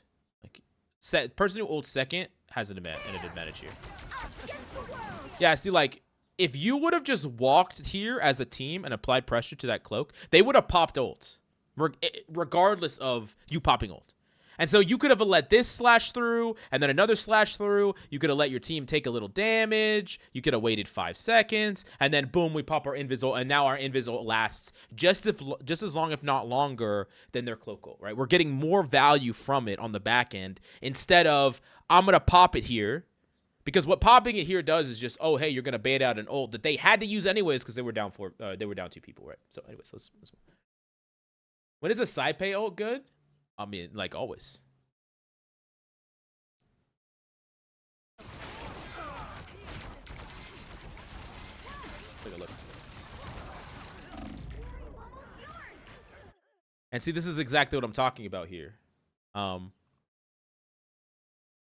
We used an ult that we didn't need to use. So then we ended up, our ult ran out before their ult ran out. So, and then the second thing is, when your ultimate ended, we weren't really in a position to play cover right away. So, like, we weren't thinking about the ending of our ults and ending. And maybe you think, oh, hey, my cloak should ult right away, but, like, you should still buy yourself a couple of seconds. It shouldn't just be like, if they don't press Q right then and there, you just insta-die. And then number 2 is, if we would have just walked on them and used our natural numbers advantage to force out the cloak ult, then we would have been the second ulter. Which means that our ult would have ended at the same time, if not later, than their ult, right? So, like, either of those situations would have been better here. And then, like, us dying here is really bad because we're not here to build up our ultimates during this fight. We can't play make.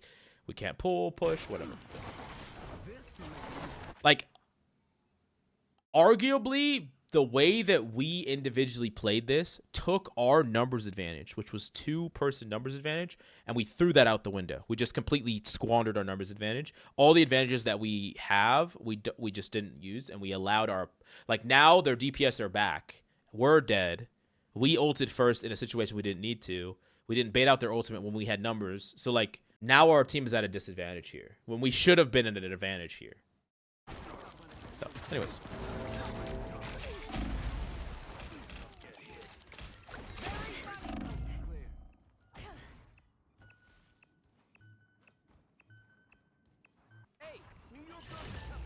You'll have to keep No, it's okay.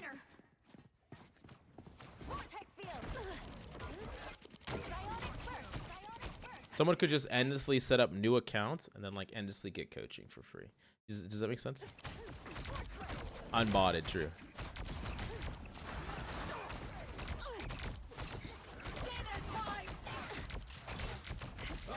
Yeah, I mean, this is going to be basically impossible. There's nothing you could do. So, like, going back to this, like, there's a lot of things I think you did right, but there's some core things that I think you did really wrong in this first round.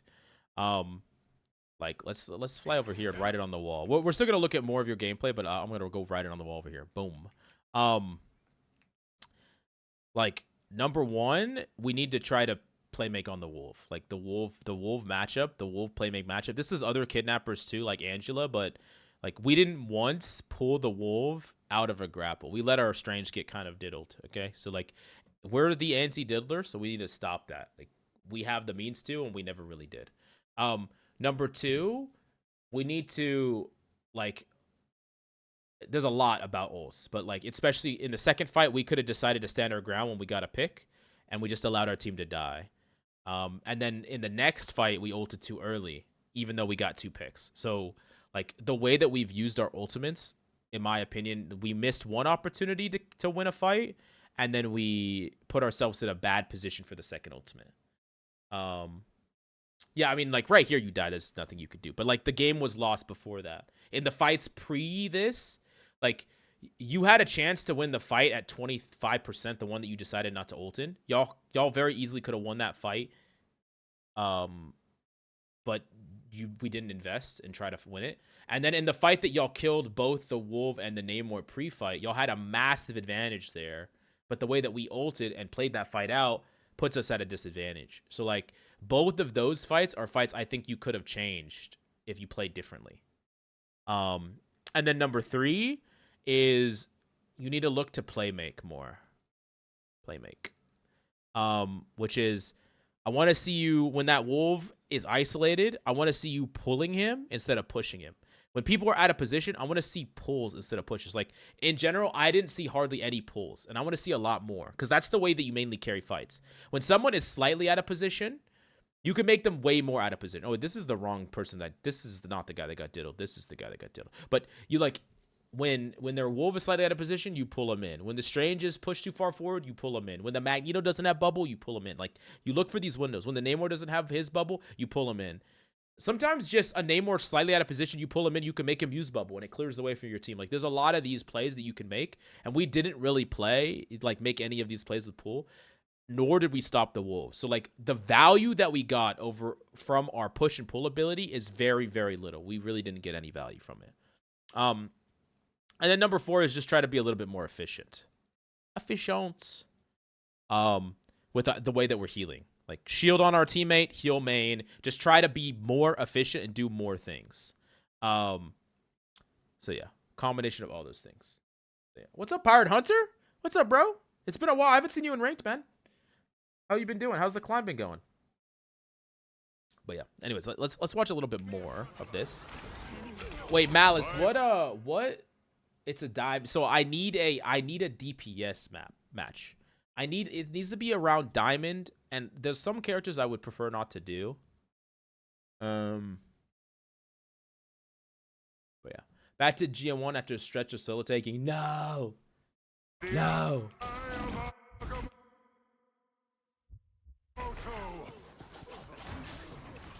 Wait, what's up, Prince? All right, let's watch a little bit more. Now y'all are solo tanking. Not a DPS pool.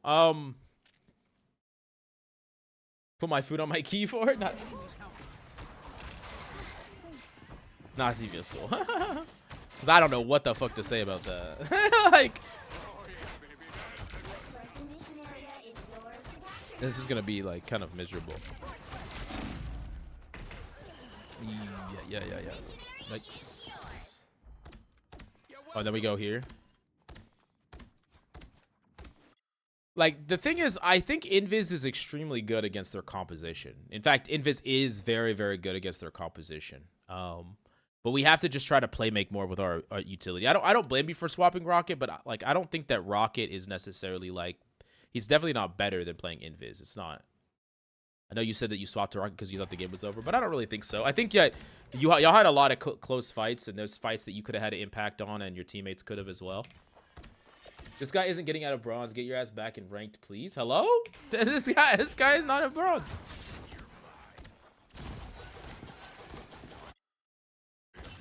So it begins. Yeah, chat. Okay, I need.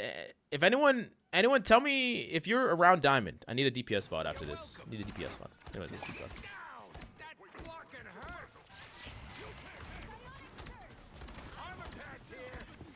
No, I would add you in a second, Melis. Let me finish coaching. Yeah, it's just kind of unlucky timing. I'm not gonna lie. You can't use movement abilities here. I mean, he kind of Kobe'd the hell out of you. He legit Kobe'd the hell out of you. Yeah, that's just unlucky. That is actually just so unlucky. You play your diamond DPS? Like a diamond DPS main? You captured more than half of the mission area. Keep going. I'm JK. I hope your coaching helps him and he climbs. Thanks, bro. Let's. We'll play some more games after this. After we're done coaching. I might swap over to the DPS account though.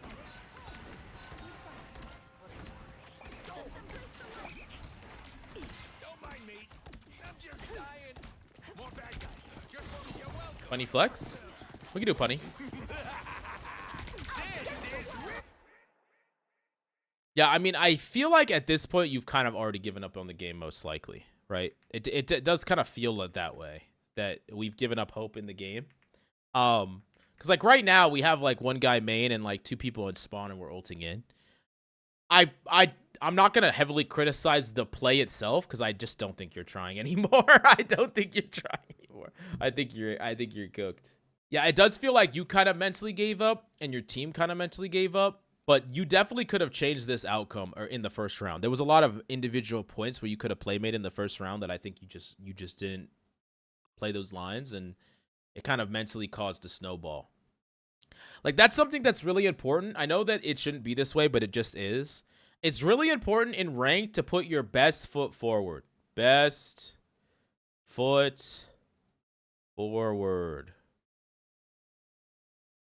Like, people like to say it's not how you start. I'm literally like erasing it. People like to say it's not how you start, it's how you finish. But when random teammates can decide to throw at any time, you need to be as impactful as you possibly can, as early as you possibly can, so that people don't give up on the game. I know that sucks, but that's why it's like, if you play the first round like, I'm just going to try Blade. Oh, I suck. Okay, I can always just swap to my main. Well, guess what? Now no one gives a fuck about the game anymore because they think they already lost it because you've been on Blade the whole game. You know, like, and it's, even if you're not playing like an off-meta character, it's just about being as impactful as you possibly can, as early as you possibly can, so everyone on your team is like, this game's a free win. That's how you want people to feel. You do not want people to feel like, I'm going to try my ass off this game and we're already going to lose, right? So, best foot forward. Yeah, unfortunately.